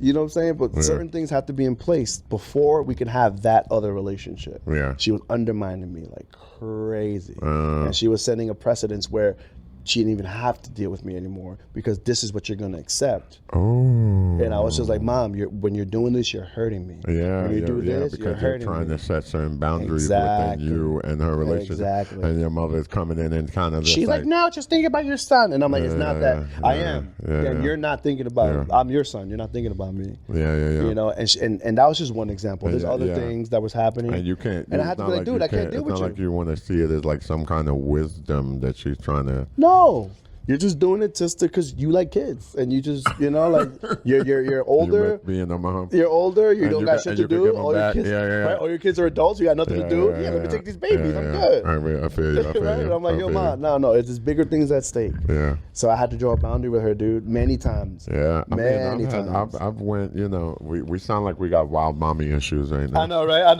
My mom doesn't like his mom. I love my mom very much. I love my mom very much. But, you know, that woman put me through the ringer, dude. I've had to definitely not speak to my mother for like at least a couple months. Like, because like she just wasn't respecting my mental health, trying to tell me you're not depressed. You're just like, you know, like, oh, this is just this, and like, you're depressed. I'm the one who should be depressed. And, like, and I'm all like, wait, what's the most popular thing that Caribbean moms always say? Yeah, when I die. That guilt trip is crazy, right? You're sick. And Caribbean fathers too. Let's not even leave. My pops don't give a fuck. My pops used to do that to me all the time. Really? That's funny. Oh my God! If I didn't want to get out if I didn't want to get out of the car and go and get him some, because we used to be on White Plains, right? Yeah. You know, 230 White Plains, I saw you. So we used to be on White Plains, and, you know, we go and get some fresh-ass fucking bread from the bakery on a Saturday, you know what I mean? Go and get simpler times, nigga. My nigga. Go over to, hot, like, you know. Hot. Oh, that shit Moody's, melted, go bro. to Moody Records, like, you know, go and get some Tiger Bone, peanut punch and all that. Wow. Yeah, and so, you know, sometimes I didn't want to get out of the fucking car. And my father would be like, yeah, you gonna want to get out of it. You gonna want to do this for me when I'm dead. Like, he was actually right, though. I missed the shit out of that nigga. Yeah, but, so, you know, like, it was just like, because sometimes you have to protect yourself. Yeah. You have to protect yourself in the face of even those who you love. Yeah, bro. And that goes for family, that goes for friends, that goes for platonic, romantic relationships. But I guess what we're talking about when we say, you know, blood is family, but it's you know, blood is family, but is family blood, like, you know, like, yeah. Whatever we say, I butchered that, but you know. No, I know what you're saying. Yeah. But, you know, because you have expectations. I guess what we're talking about, right? We're talking about the root of expectations, actually, right? Right? Yeah. Like we're talking. Yeah, we're talking about expectations, and we have certain expectations from the people that we share this blood bond and this, and also time spent. Mm-hmm. You know what I mean? They got friends like on some Stand By Me shit, like word. like you know you cut the palm of your hand and you be like we're brothers now. Forever. Yeah, you know, like, so we even mimic that. We mimic that family bond. Yeah, I mean, even in friendships. So that's as close as you feel like you want to work towards in most relationships that you have, whether it be family or friends, because, you know, you have a bunch of family that you don't even know like that. Yeah, that's right. And then there's this expectation that you have to, you know, be present if need be. You're on call. You have to, you know, be able to give some resources and help and support. Like, that's the strangers. That safety net is like, right? That safety net is a two-edged sword. Yeah, I told my mom on some real shit. I was like, I don't know them. You know what I'm saying? I'm not nice like you are. I'm sorry. Like, I don't know them niggas, yo. You be having for a light skinned nigga, you be having some evil dark skinned nigga vibes too. I'm a dark nigga. I'm light skinned, but I'm a dark nigga. I'm light skinned, but I'm a dark nigga. My pops is dark skinned, so I'm dark skinned. You heard? So that's how that works. That's boy math. Boy math, yo, dude. We need to have a boy math versus girl math show. That should be funny. Yo, we should get girls here to get like. We can't talk about that without them. Yeah, because that'd be boring. Yeah. Women, not girls. No Diddy. Oh, no, I'm just joking. No, I'm just joking. No Diddy. No Diddy from the city. No Diddy from the Diddy. Yeah. So, you know, I think it's expectations, it's boundaries, it's you know, because especially with the expectations thing, where you don't expect certain people to treat you and love you and nurture you in a certain way. Yeah. And, you know, you just met them niggas like fucking like 5 years ago. You ain't know them niggas your whole life. Like, you know, you like, y'all been friends for like 5 or 6 years. And you find that nigga being more of a brother to you than your actual brother. That's a fact. Like, I have my friends that I grew up with, they're like my family, dude. They are my scratch that. They are my family. You know, we get together like family. We break bread like family. We watch each other out. We always get together. You know what I'm saying? Like, that's another. You know, me and you are family, man. You know. I mean, you my brother. You annoy the shit out of me. You know what I'm saying? Hell yeah. I be getting mad at you, bro. Yeah, I know you be tight of me. I be tight, bro. You be really tight of me. You be like, yo, like, oh my god, like. He be like, yo, because I can't stop running my mouth about shit. This nigga be like, yo, why are you running your mouth? I'm going to, if you were like smaller than I would, I'd definitely give you a wedgie, bro. Oh, God. I'm so glad. Now I'm just cut off, like every time you piss me off, I just snip a little dread. You know, why you always want to mutilate my hair anytime? Because it is your pride and joy. Yo. I want to take that which is most sacred to you. I want to take that. Yo, But for real though, like I ain't gonna front, man. Like, you know, I have brothers, but you're, you know, I would say I could almost say that you're like more of a brother to me than my brothers. Damn. Like on some real shit. Like you have more instances of showing up. Like, you know, that's what I mean. Like, word, yeah, you know, yeah. like, Word. You Respect, have more respect. you have more Respect. instances of showing up Respect. as a brother. Respect. Like, yeah, you have more instances of that. You know, and I guess it's about showing up. It's about understanding. It's about love and understanding. And it's not just about being peachy keen neither. It's not just about being like, yeah, I love you. No, it's getting through conflict. It's how you handle conflict. It's how you handle disagreement. Yeah. And sometimes, like, your family, when there's a disagreement and conflict, sometimes niggas don't treat you like we family. Like, hey, yo, ain't we family, nigga? Yo, like, listen, what the fuck is you doing? I've had that treat me conversation. like I'm some nigga in the street right now. That's it. That's my conversation with my younger siblings. Like, yo, bro, like, are we brothers or are we some strangers in the street? Because how you talking, how you're moving, is why I ain't never disrespect you. Your hands is flying. You feel me? You're talking with your hands a little bit too much. I used to fight my younger brother too because he was a bitch ass nigga, pain in the ass. And my mom made me promise. With you? That's funny. My mom made me promise not to ever lay hands on him. And I thought about it, I was like, yeah, I shouldn't be treating my brother that way. Yeah. But this guy was a habitual line stepper, son. Yeah, I ain't gonna lie. To this day, man, so it'd be disrespectful, man. Like, dude, what are you doing? A little off topic, but you know, you Hispanic, you know, that little pop out. Little pop out go a long way a little bit. I mean, you know we do that. You know we do that. You know, give a nigga a gill or something. Just let it fly, boy. You know, just slap him on the back of the neck. Be like, yo. Oh yeah. I'm about to fist in the nose. Pop. Bop. Bop. That jab is still quick, man. Little knuckles to the teeth. You feel me? Just a little backhand. Little backhand knuckles. What's wrong with you, yo? Placata. Placata. You feel That's more Puerto Rican than Dominican, right? Placata. Placata? Placata, is that overall like I don't know. Latinx? I don't know who's I don't think Ecuadorians say placata. Nah, they wouldn't. They got some other shit that they probably say. Yeah, word. But that's I definitely think it's Puerto Rican. That's Puerto Rican and that's Puerto Rican. You put everything to Puerto Rican, my nigga. I You do from the not fucking put Bronx. everything You to hang out Puerto with way Rican. more Dominicans, son. Yeah, shut up, nigga. I do not put You a everything. bitch ass nigga, son. Nigga, stop giving them our shit. I'm fucking shit. Yo, that's hilarious. Nick Cannon's hilarious. Yeah, man.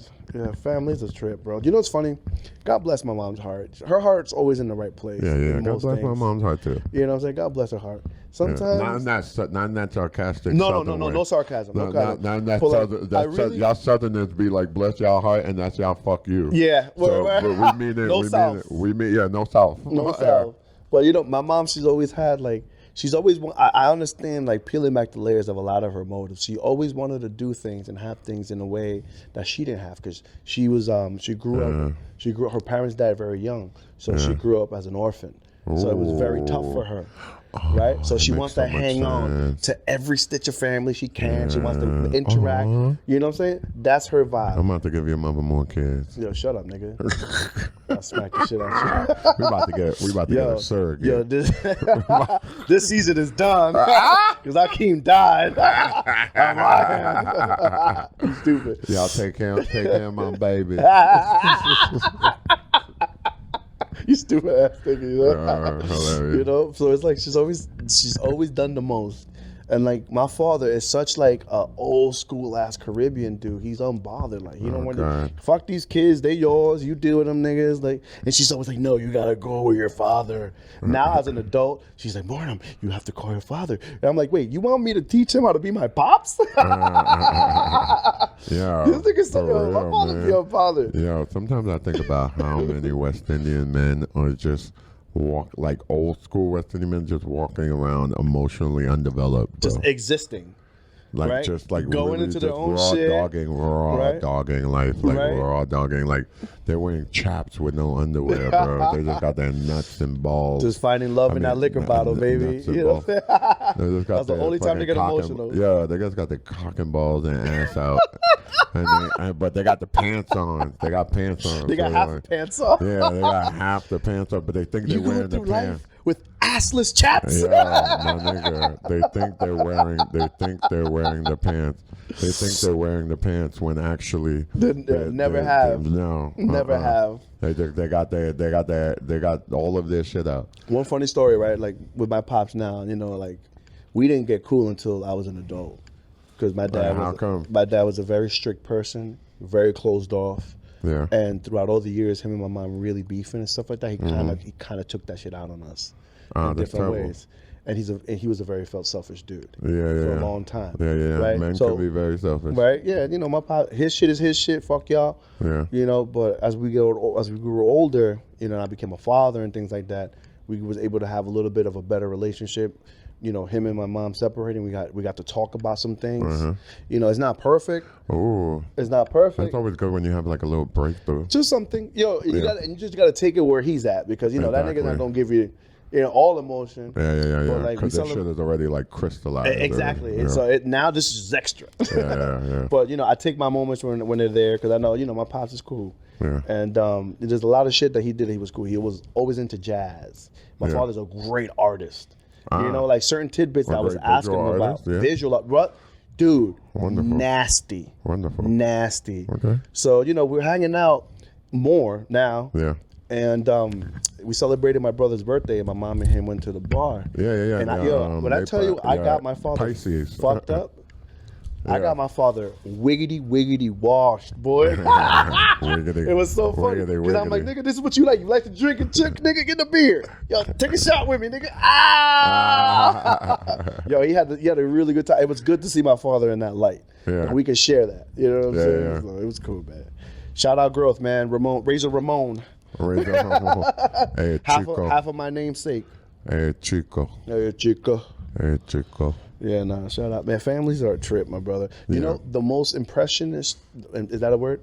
The most impressionable thing that there you go. Because right? impressionist. There you go, right? That's the art. I was thinking about my father drawing. Oh, there you go. The most impressionable thing that I've always heard when it comes to raising a family, it was this quote, and I'm chopping it up because I don't remember it verbatim. Yeah. But it was in the sense that, you know, especially as a father, when you have a family, your family becomes your canvas. So don't wait for these traditions and all this other shit to happen. Make it. Like you want your family to have this trip this time, you do that. You want your kids to be open with you, be open with them. You want your wife to have a relationship with your kids, nurture that. You know what I'm saying? That. Instead of us, because being so reactive, I like that. You got to take a proactive approach to your family. I like that. That's amazing. Yeah, it was really cool, man. It was really cool. And that always sticks with me. So like my son, we were like, I try to do that with him. Yeah. And he's not getting it. He's a teenager. He's in his own world. But I have to keep, and that's my fight. Own world. yeah. But that's my fight. I have to keep planting those seeds so that when he's ready and he matures a little bit, like, yo, pops, like, yo, what's up? Yeah. Well, we can talk. You know what I'm saying? Yeah. And we have certain talks now, but you know, he's a kid. You know. But I know later on it's gonna fucking click, and I'm gonna be thankful that I did this shit now. Hell yeah. You know? Doing the hard work now. Yeah, I'm gonna punch his ass, yo. The nigga has one job. Yo, bro, call me every day. One job. That's his job. Call me every day. You think this motherfucker calls me? No. I'll text him like, yo, you remember my phone number? That's when you gotta just go after that little nigga for real. Yeah. I'm gonna see him tomorrow. Teenagers don't want to be fucking with you. They be like, that's when they start running from you. I started running from my father around 14 too. Oh, listen, I never even had to run from my pops. Yeah, I mean, yeah. Nigga. Well, you know, yeah, because like, but yeah, I get it. Yeah, my father started coming back around, like, because he started getting into twilight, and then I regret that because he died when I was 17. So I was like, you know. So I started smelling myself a little bit. No, and that's the age. I'm waiting for him to buck up because boy, I'm gonna wash that little kid. You gonna wash this little nigga? Like dirty laundry, motherfucker. Downy, pa. Mink. What's next on the docket? Hold up. And we're back. Yeah. Nice little short break. Yeah. Before we do our last topic, dude. Yeah, so we got Cultured People Time, CPT. Here we are. What's on the clock? So, the Big Three debate. Oh, because I'm glad we're discussing this in a more broader kind of sense, then okay. For those of you who don't know, oh, sorry. Wait, let me get my grip on the mic right. Let me get my grip on the mic right. Hey, yo. All Diddy. All Diddy. All Diddy. All Diddy. Take that. You're giving a new meaning to take that. Now we know what that meant. What was that meant? Stevie J called that 50. That's crazy. Okay, so the big three debate, my brother. So I'm glad we're actually talking about this in a more broader sense. Yeah. Because for those who do not know, the Metro Boomin and Future album that if your Metro don't trust you, I don't trust you. That just came out. Right? California Wildfire. And it's called "We Don't Trust You," right? Yeah. Yep, We Don't Trust You. And so they have a great track on there that's called "Like That." Yeah. And on that track, there's featuring an MC by the name of Kendrick Lamar, formerly known as K. Dot. Word. But he got back into his K. Dot bag. He sure did. He did. Is this the first instance of actual direct dissing? Nah, because he did that on Control. No, all right. But I'm talking about, and he really did it on Control. He named everybody. He actually named it. He named. I disagree with that right now. Just because. We're gonna go there because the funny thing is, he named names on Control. Yeah, but this that was one a friendly. He didn't. This one he did not name names. But except for the Big Me. No. Thing. No. Go ahead though. To me, the Control verse was playful competition.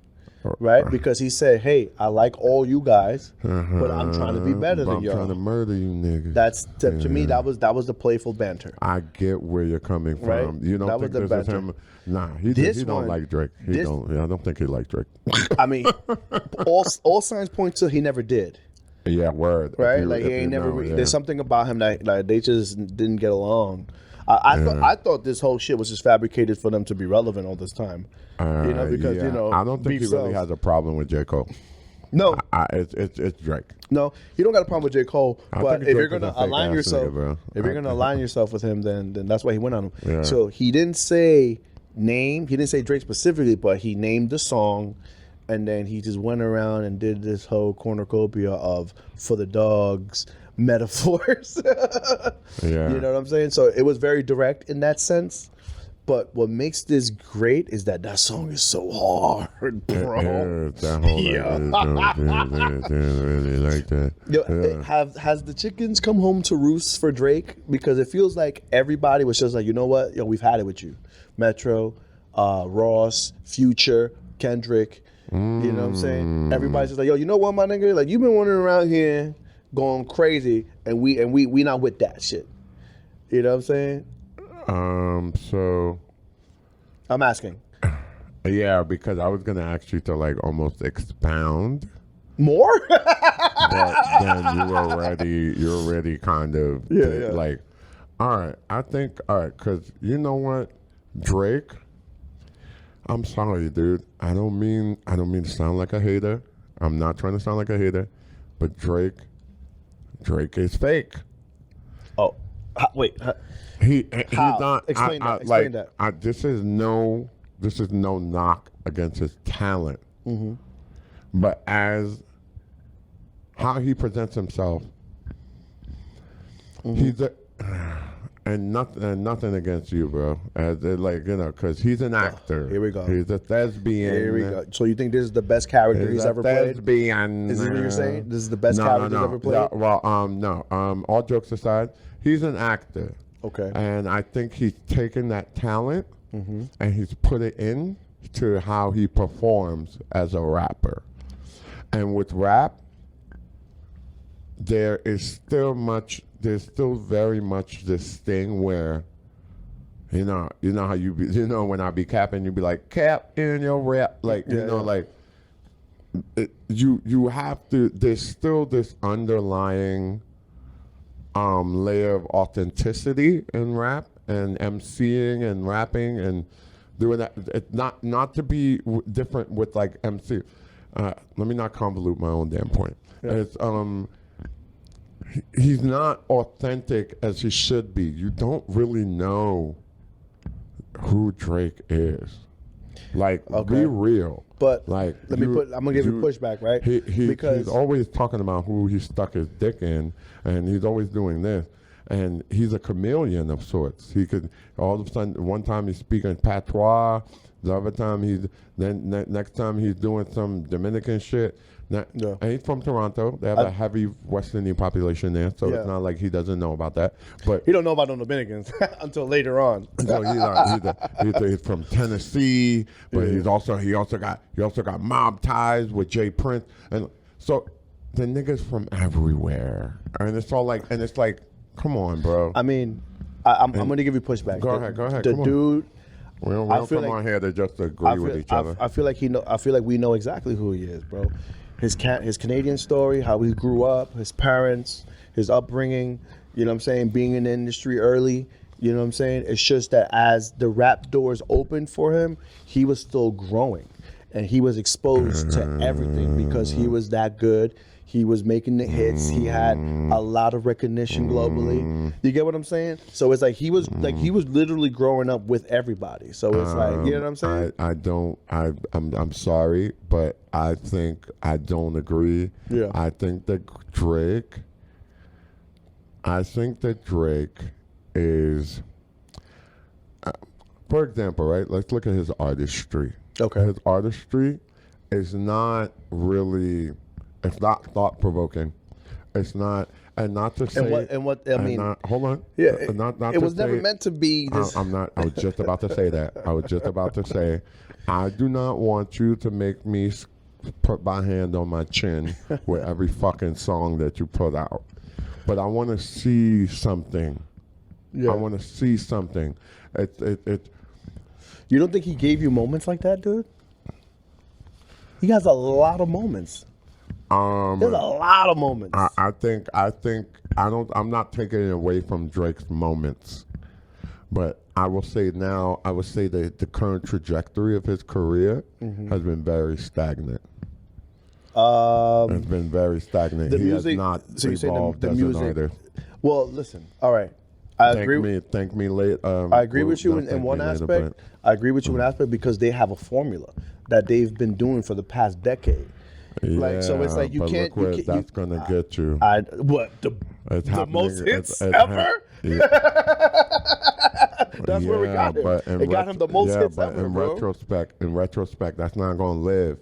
It's gonna live forever, my nigga. That stat is gonna be empty. No, it's not. That is gonna be empty. I disagree with that. I think we got to put a little bit more respect on his music. He's gonna look good on paper. He's gonna look good on paper. Yo, bro, you got to put some more respect on his music. I'm not taking anything away from his music. I just said, but that's what it is because you say that stat is gonna be empty. Nah, he's gonna look like good. I'm one away from Michael. Nigga, beat it. Yeah, nigga, Prince outlived Mike Jack. And the reason that the significance of that line, right? Yeah, is because when you talk about innovation, yeah, and stirring the pot and really being methodical about shit, Prince was a notch above Mike.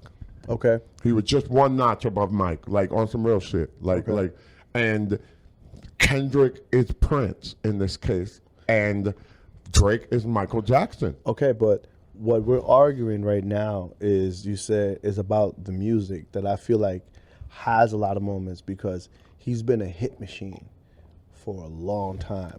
Classics that will live for a long time, bro. I'm not, and we're just taking it one artist at a time, right? I feel like you said that Drake isn't authentic as you would want him to be. I feel like he is authentic. It's just that when it comes in this music industry for all this time, he's right? not authentic in the gesture of his music. I think he's very much just. I'm sorry. Go ahead. My bad, brother. What I'm saying is, I feel like the authenticity of his music is there, right? Because he encapsulated young energy for his whole career, right? Now, what people have always been expecting of him now is for it to mature, to give you the other shoe that drops. You feel me? Now, when it comes to these guys, like Kendrick Lamar is a different artist. He's an artist. His mystique is about coming, popping up, drop some crazy shit, and then fall back for a little bit, as opposed to Drake, who has been a non-stop, consistent hit maker. Boom, boom, boom, boom, boom, right? Bar for bar. And even if you was to, if I could thoughtfully interject, yeah. Even if you was to look at how he's making those hits, we could have a different conversation about that. Baby. Yeah, we could definitely have a different conversation about that. That's not even all him. Yeah, he's hopping on waves. For sure. He's a wave hopper. Oh no, for sure. He's a wave hopper. He's not creating his. That's what I'm talking about. The gesture in which he's authentically making hits. Yeah, he's doing it. There's a little bit of a window into who he like, but not really. It's like all he does is talk on his dick. Don't fuck Drake. Don't fuck Drake because everybody's gonna know. Like dead ass. Come on, baby. Like don't fuck him because everybody's gonna know. And then the only other thing that you got from him, this nigga Pusha had to drag him out of the daddy closet. I like how you said that. Yeah, you got to drag him out of the paternal closet. Well, one thing I do say, people now you hear bars about him leaving things for his son and like things like Well, other than that, he was trying to convince you that he was a gangster the whole time. He slowly crawled into it. Like at first he says, I got cousins over here in Tennessee. That's when he was first coming out. Then all of a sudden he said, I got niggas around me, they'll shoot you. Now he's saying like, I'm about to click out on this shit. I'm about to click. Everybody says that, nigga. Like everybody says that. But that nigga's smart. He's a smart and intelligent man. He is, and he bro. knows how to do a nice, slow, seeping, leaking rollout of him being gangster and about it. We never thought Drake was gangster, bro. Dude. No matter what he said, we never thought that. Dude. No one thought I'm about not trying to say that. I'm not trying to say that.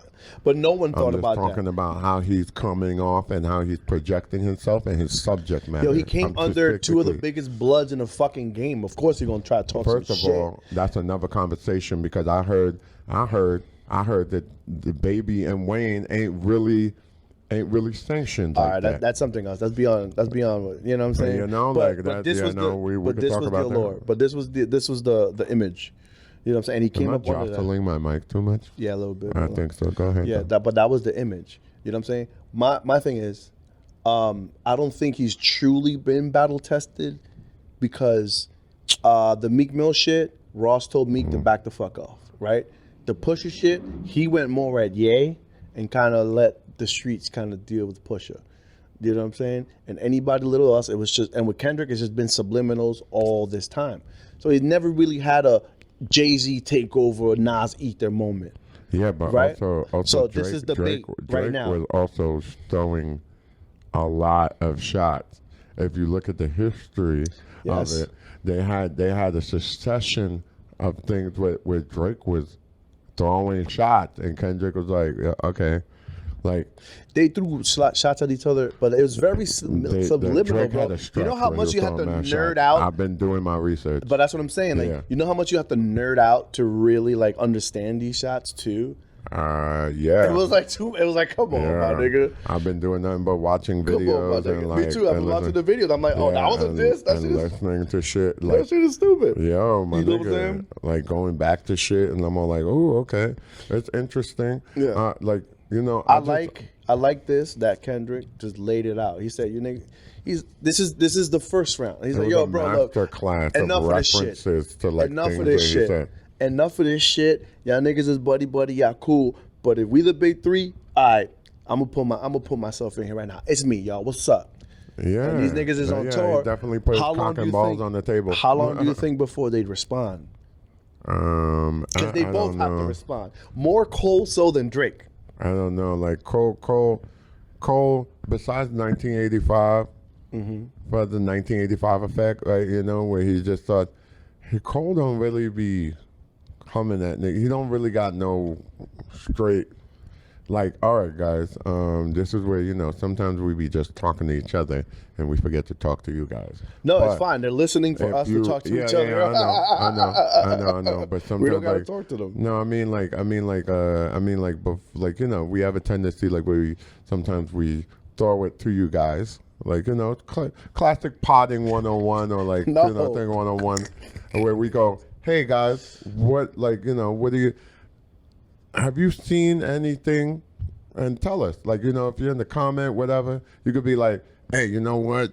Cole actually he got banged. Like, he got, but like. Cole talks shit, man. Yeah, like. He talks shit just like the rest of them. Cole be talking shit? What? Because, the off season was all about him talking shit, nigga. What you said, what? The off season was all about him talking shit. Yeah, but I'm talking about, like, he gave jabs. you an interlude. I'm talking about jabs. And, yo, bro, when you get on the mic, straight jabs. when you get on the mic and you go, hey, like, man, sometimes you got to rap in front of these niggas to show them that they can't do it like you do it, nigga. That's regular. That's Shut regular. Up, nigga. Stop. That's regular. You drinking too much wine. Stop. Stop. no, nigga. Stop. Listen, bro. I'm saying that's a shot. If we just spoke about how Drake and Kendrick were taking little ass shots that you had to nerd out for, when he's saying his shit like that, it's to somebody. That's exactly why I'm showing. I'm like being very honest about my ignorance here, and I'm like, yo, like. Guys, tell like, you know, especially me, because I think Moy definitely knows what's up.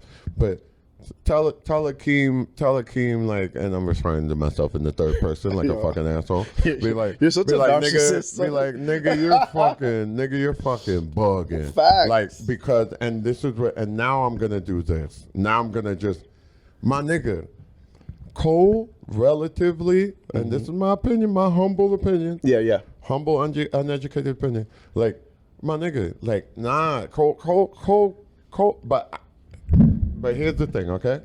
I feel like Cole is right up there with Kendrick. Yeah. Like, I feel like he's ahead of Drake. Yeah, well, first-person shooter showed us the difference, right? Oh, let's have a little micro thing about that. So, both of them get on the track. Right? Kobe cooking niggas. My nigga. He said it. He was like, niggas don't want it because I be batting 1,000. Like, niggas don't want it. Yeah. This past year, he's been featured. They don't really want to be rapping with me. Nigga. Nigga. You heard the difference in these bars, bro. He's killing features like a motherfucker. You feel me? And first person shooter, bro. I love that fucking track. Great energy, but you fucking heard the difference in bars, bro. Like you heard the difference in penmanship. Yeah. Right? You heard the penmanship on that. I hate it when niggas say penmanship because penmanship literally means that you could write well. Yeah. Like pretty. I hate it when niggas use that. They use it incorrectly when talking about. Hip-hop, we talk about that. Oh, God. I've always had that colloquialism. I've always had a problem with that colloquialism in hip-hop. J. Cole's pen is crazy, bro. Yeah, this nigga got me dying. All right. Yo, that nigga. So, like, you know, I'm gonna be honest. I don't fucking I have a love and hate relationship with Drake. Yeah. Because and guys, we're gonna get to the point. We're gonna get to the point here because it's the whole debate of the big three. Yeah. And you know, because all right. So what's our agenda here, Moiram? Like we're just are we just like we're just tossing up the discussion. Are we trying to rank niggas? Because I'm gonna throw Kendrick energy out here. Nah, fuck that, nigga. Okay, so what's up, nigga? What's up? Ain't no big three, nigga. So who's the big me? Ain't no big three, nigga. Who's the big me? Who's the big me? You tell me. Oh fuck. Oh, there you go. There you go. You soft now, right? You soft, man. Soft. Nigga, bum. I think it's still up for debate, man. This is the actual spar. I'm gonna say this, and this might seem like a cop out. Okay. It's a tie between Kendrick and Cole. Cole. I do not think that, even though 8 a.m. in Charlotte. Ooh, this nigga was rapping. Them timestamp shit's crazy. That Duppy was rapping. That Duppy he always freestyle. doing some timestamp shit. Timestamp shit have a whole thing. Yo, we need to make like a timestamp playlist. Word. Yeah, 7:12 p.m. by fucking Future. Like, yeah. Yo, my nigga, I do not think that Drake is. He's not far behind. Yeah. But on some real shit. And you're talking about, and when you take everything in consideration. I'm talking about. Or just rapping. We're talking about rapping. What are you talking about? I'm talking about rapping. Rapping? Okay, cool. Rapping. Cool. Because if we just do artistry, like if we do like artistry and whole presentation impact, like Cole is definitely third. Yeah. Cole is definitely third. There's no question. Yeah, but we're talking about rapping. All right, we're talking about rapping. We put them niggas on a street corner and go. And go. Like, nah. And like, you know, we in the cafeteria. Yeah. And like, nah. And we playing the grinding beat. Yeah. Or the band from TV or the band from TV beat. We on the lunch table.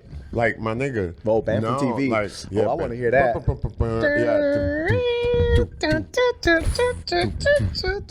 I love that shit. But dude, yeah, it's Kendrick and Cole. Like right there, like by the skin of their teeth, they're like neck and neck. Yeah, I think I agree with you in that aspect where, you know, I have those two really pegged together. But I feel like after all this year that Cole had, he finally stepped up to the challenge.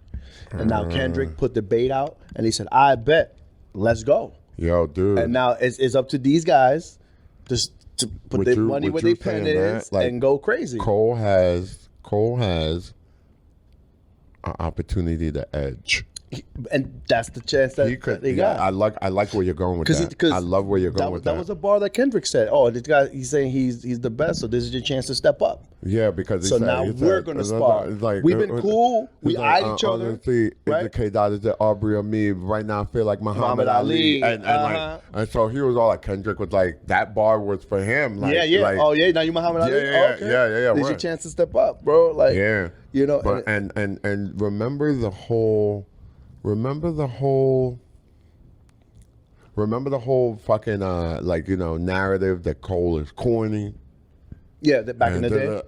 Yeah. Remember? Yeah. Like you talk about my nigga, I love an underdog, my nigga. That's a fact too. I mean, me too. And I'm a basic bitch like that. Yeah, like, no, me I too, love man. me an underdog. Facts. Call me a basic ass nigga. I love me an underdog story. That's a love fact. that shit. And Cole is just like, he's just cooking. Like he's the tortoise.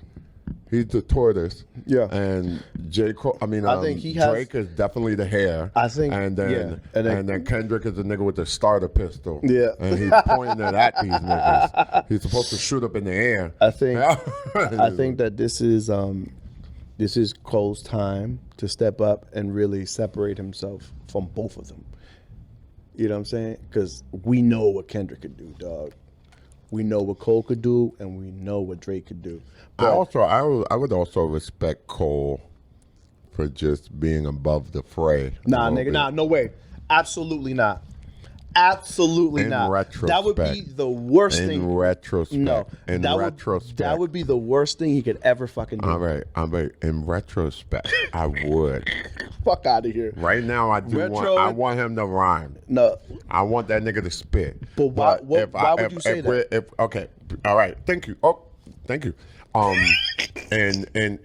In about 5 years, 10 years, and we looking back, and Cole done surpassed niggas, or he's just as equally as great, I'm gonna give him props for being like, nah, nigga, I'm about the art. I'm not doing what y'all want me to do. Like, I'm like, you know, because sometimes I'll look back at an artist that doesn't do what I want them to do or what I think they should do in particular, and I'll be like, you know what, good shit. Like you followed your own shit, and like you didn't do what was expected of you, and what the current situation might have called for. I respect what you're saying. Yeah, right. I respect what you're saying. Yeah, I respect. But I want that nigga to rap though. I want him to rap. I respect what you're saying, but in this instance, you put your name in the fucking ring, baby. Yeah. You gotta dance. Yeah. You gotta dance. You want Cole to put on his dancing shoes? Listen, I would feel so disappointed if he don't really step up and give us something. All right, yo. It don't gotta be fucking. It's the first round, man. It don't gotta be anything that's like, oh my God, it changed the level of rap. But nigga, come respond and throw your punches. You feel me? Come and swing, nigga. Come and swing, Pop. I feel you. Y'all gotta swing. I think this is beautiful for hip hop. It's needed for these guys to spar. Keep it at rapping, bro. Please don't let this shit spill in the street. We don't need that. That's never going to happen. That's not true, bro. You got two niggas that don't like each other. And we see when, listen. Do not underestimate. Explain. Do not underestimate. Just do a quick pit stop. Remember when Pusha? Remember when Pusha went on stage and all them niggas threw all the water and shit, try to get at this nigga?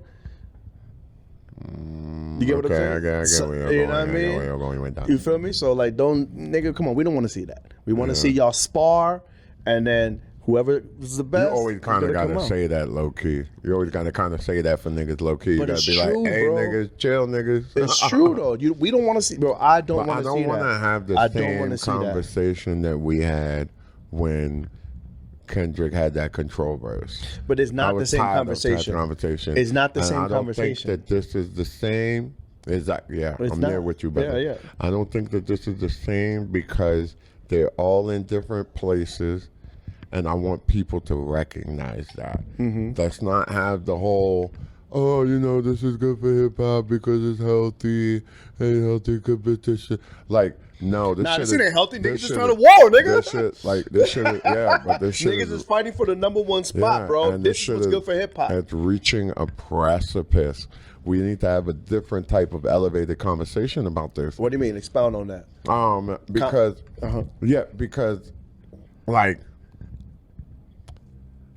I believe that we were just having it. Okay. Where we're examining each party. Yeah. And we're really calling it because now there's like a decade of work. Yeah. Between them all. That control verse was like 10 years ago, bro. Yeah. But time flies. But also, time fucking flies. We hold on to that control verse only because he named people. But he named his friends, bro, at the time. I'm talking about, the fact that... I just don't put too much stock into that shit. Yeah. I just see... Because to me, that was like not even... It wasn't even a spar. It was like when you go to the park and play ball with your friends. Yeah. It was slap boxing. No, now... It was slap boxing in the hallway. No, that's not even... It wasn't even slap boxing. In between classes. It wasn't even slap boxing, bro. It wasn't even that deep to me. To me, it was just like, yo, man, I'm on the court. Yo, y'all niggas is trash. Look at this, nigga. A pull, bang, nigga. You see that? Y'all niggas is trash. What's up? Who's coming to play ball? You're also forgetting that King of New York fallback. There was blowback. Sorry, that was happening. Yeah, to everybody he didn't name. But this conversation is in a different place because we're a decade removed. Mm-hmm. These niggas have accolades. Fucking Kendrick won a Pulitzer. Fucking Drake is one away from Michael. Nigga, beat it. Like he's that. Like Cole. Beat it, nigga. Beat it, nigga. Beat it. Yo, Drake is so petty, dude. Drake felt like he a really nice guy. That nigga is petty, my nigga. He's an asshole. Light skin shit, nigga. Cole has even turned around. Cole has even turned around the narrative of him being a corny ass nigga. Yeah. Like now we look at Cole and he's a fucking spitter. Like he's a gunner. Like, Like, you know? Yeah. He's out batting 300. And he really is. He's doing Babe Ruth numbers when it comes to those features, man. And anything. Yeah, dude. Yeah. Like, you know? Yeah. The way he handled that Lil Pump situation, everything. Mm-hmm. Like he's coming off, he's like on some sage level type of shit. Like when he called that shit with the 1985 effect. Yeah. And I still have some residual Cole is corny type of shit. You know, I'm an old head. Like I'm 38. You know, I'm just joking. That's funny. You know? That's funny. Yeah, I mean, I do feel like the conversation is in another place. You super right about that. But not just the accolades, it's how the relationships played out. Yeah. Like these guys don't fuck with each other. Your brother. Can you just be a little bit more quiet in terms of how you slamming down those boxes just a little bit? Thank you. Yeah. Right, there's because we've seen how the relationships throughout that decade established themselves. Yeah. You know, these two guys, Drake and Cole were able to have a nice, friendship, have a relationship, despite the music, despite what, the public sees. But these two guys, they obviously don't get along. I get it how you're trying to say that you're a little bit worried on that aspect where you just have to be like, just disclaimer and keep it on wax. Please. Yeah. Kendrick's still from Compton, nigga. Drake got a constituents. Like, it could, you know what I mean? And it don't even got to be them, but, certain crews cross paths. That industry, you feel me? Yeah. It can get ugly quick, man. Yeah. You know what I'm saying? That's factoid. Yeah. I'm excited for it.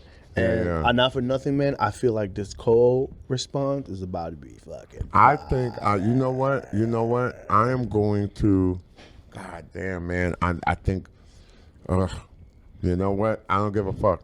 I might be on the wrong side of it. I'm going to jump out the window. Mm-hmm. I'm going to call Cole the sleeper. Cole is a sleeper. I don't think he's a sleeper in this situation. Cole's a sleeper. I don't think niggas been paying attention to his streak lately. You think so?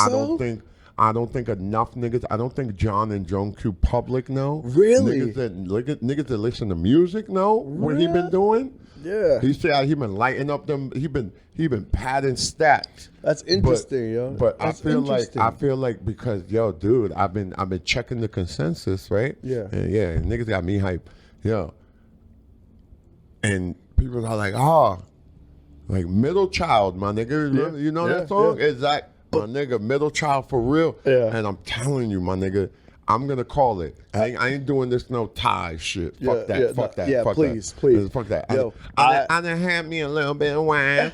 I done had me some wine. Yeah. And my nigga, nah. Cole is a sleeper. I think he's gonna shock niggas, and he's gonna humble. Yeah. He's gonna humble niggas. He might put Kendrick in a position where Kendrick has to go hard, and Kendrick, I agree with you gonna on be that. under the gun. I agree with you on that. I don't think Cole is the sleeper though. To me, everybody's really almost counting Drake out because of how things have circulated. And especially with this last Future shit, how people are really turning against him. They're like, his back is against the wall, and we never really seen his back against the wall. So for me, Drake is the sleeper. He might shock all of us and come out with some shit. Niggas ain't never like niggas. I'm sorry, my bad. I completely disagree with you. Yeah. Okay. I believe that Drake has dealt with adversity throughout his whole career. Mm-hmm. Being a light-skinned nigga, being an actor, being like, he has dealt with people questioning his validity as an MC, his skills, his motives, his origin. Like, they were like, nigga, don't try to pretend like, because we always associate rap with poverty because it came out of the Bronx. It was a byproduct of destitution and poverty. Mm-hmm. So we take somebody like Drake, who's been on Degrassi, a culturally like significant show in regards to the YA crowd, the young adult crowd, and like, nah, nigga, like, he was a child actor, nigga. What the fuck you know about blah, blah, blah. Your mother white, nigga. Yeah. Like, and he's all like, my nigga. And you look at the numbers, you look at what he was getting paid for Degrassi, nigga, was not a lot. Like, I mean, well, people just have a skewed idea of what it's like when you're a working actor. Yeah, so not only is there that misconception, and you know that, you know that for sure. I'm living life. Yeah, you know that for sure. And so there's a lot of misconceptions. There's always questions validity. There's always a lot of things, like, they're clowning him for making bars about Rihanna, and shout out to Harlem, nigga. You know who. You know the vibe. He said, Flacco. Pretty Flacco. My nigga. So I think he's dealt with a lot of adversity throughout his joint that has actually hardened him and forged him by fire into the, I'm glad you said that, but what you're alluding to, right? All of that is, yes, absolutely correct, undeniable. Mm-hmm. But Drake reached a point where he proved everybody fucking wrong, and he was the fucking man. Yeah. So now that adversity and those lows and those struggles. Yeah, I like that you said that. But he's been doing his victory laps. Like, yo, I proved it. Everybody knows I'm the shit. Would you call it a victory lap? Yeah, nigga. Would you say that victory lap also it can be overlapping? Wow, with complacency and creative laziness? I mean, I don't think somebody like Drake reaches what he reaches being complacent. So I'm not gonna put that on his jacket. I'm not gonna put that on his jacket. Formula. Like, this nigga has been making the same song for like at least the last 10 years. I get that, but it works. Come on now. Right, it works. Right, and he hasn't been. He's been experimenting. We just spoke about how he's Pod 12 one day, Dembo another day. He's swinging in Spanish another day. He's Afro beats another day. He's a nigga who's experimenting, bro. Who's trying to find a lane. Or do you think he's just like checking boxes so he can please everybody? Well, he's people pleasing. That plays a big role. It is that. He generates so much money in all different places that he has to kind of do that all the time in order for his ventures to go well. It's definitely a battle of like almost 3 styles. Yes, you got 100%. The hit maker. Yeah, you got the hit maker, the artist, and then you got the MC. You got the MC. Fact, I like that. Yeah, and it's all like, the like 5 fingers of death type of shit. Like Facts. 5, yeah, like, and yeah, you get to see what's good. Facts, man. Yeah. I'm waiting for the responses, bro, and it's gonna be amazing. Yeah. What do you guys think? Let us know. Yeah, let us know in the comments, man. Yeah. Are you team Cole, team Drake, team Kendrick? What's good? Yeah. Are you part of the K-Dot clan? Are you part of the Cole Crush?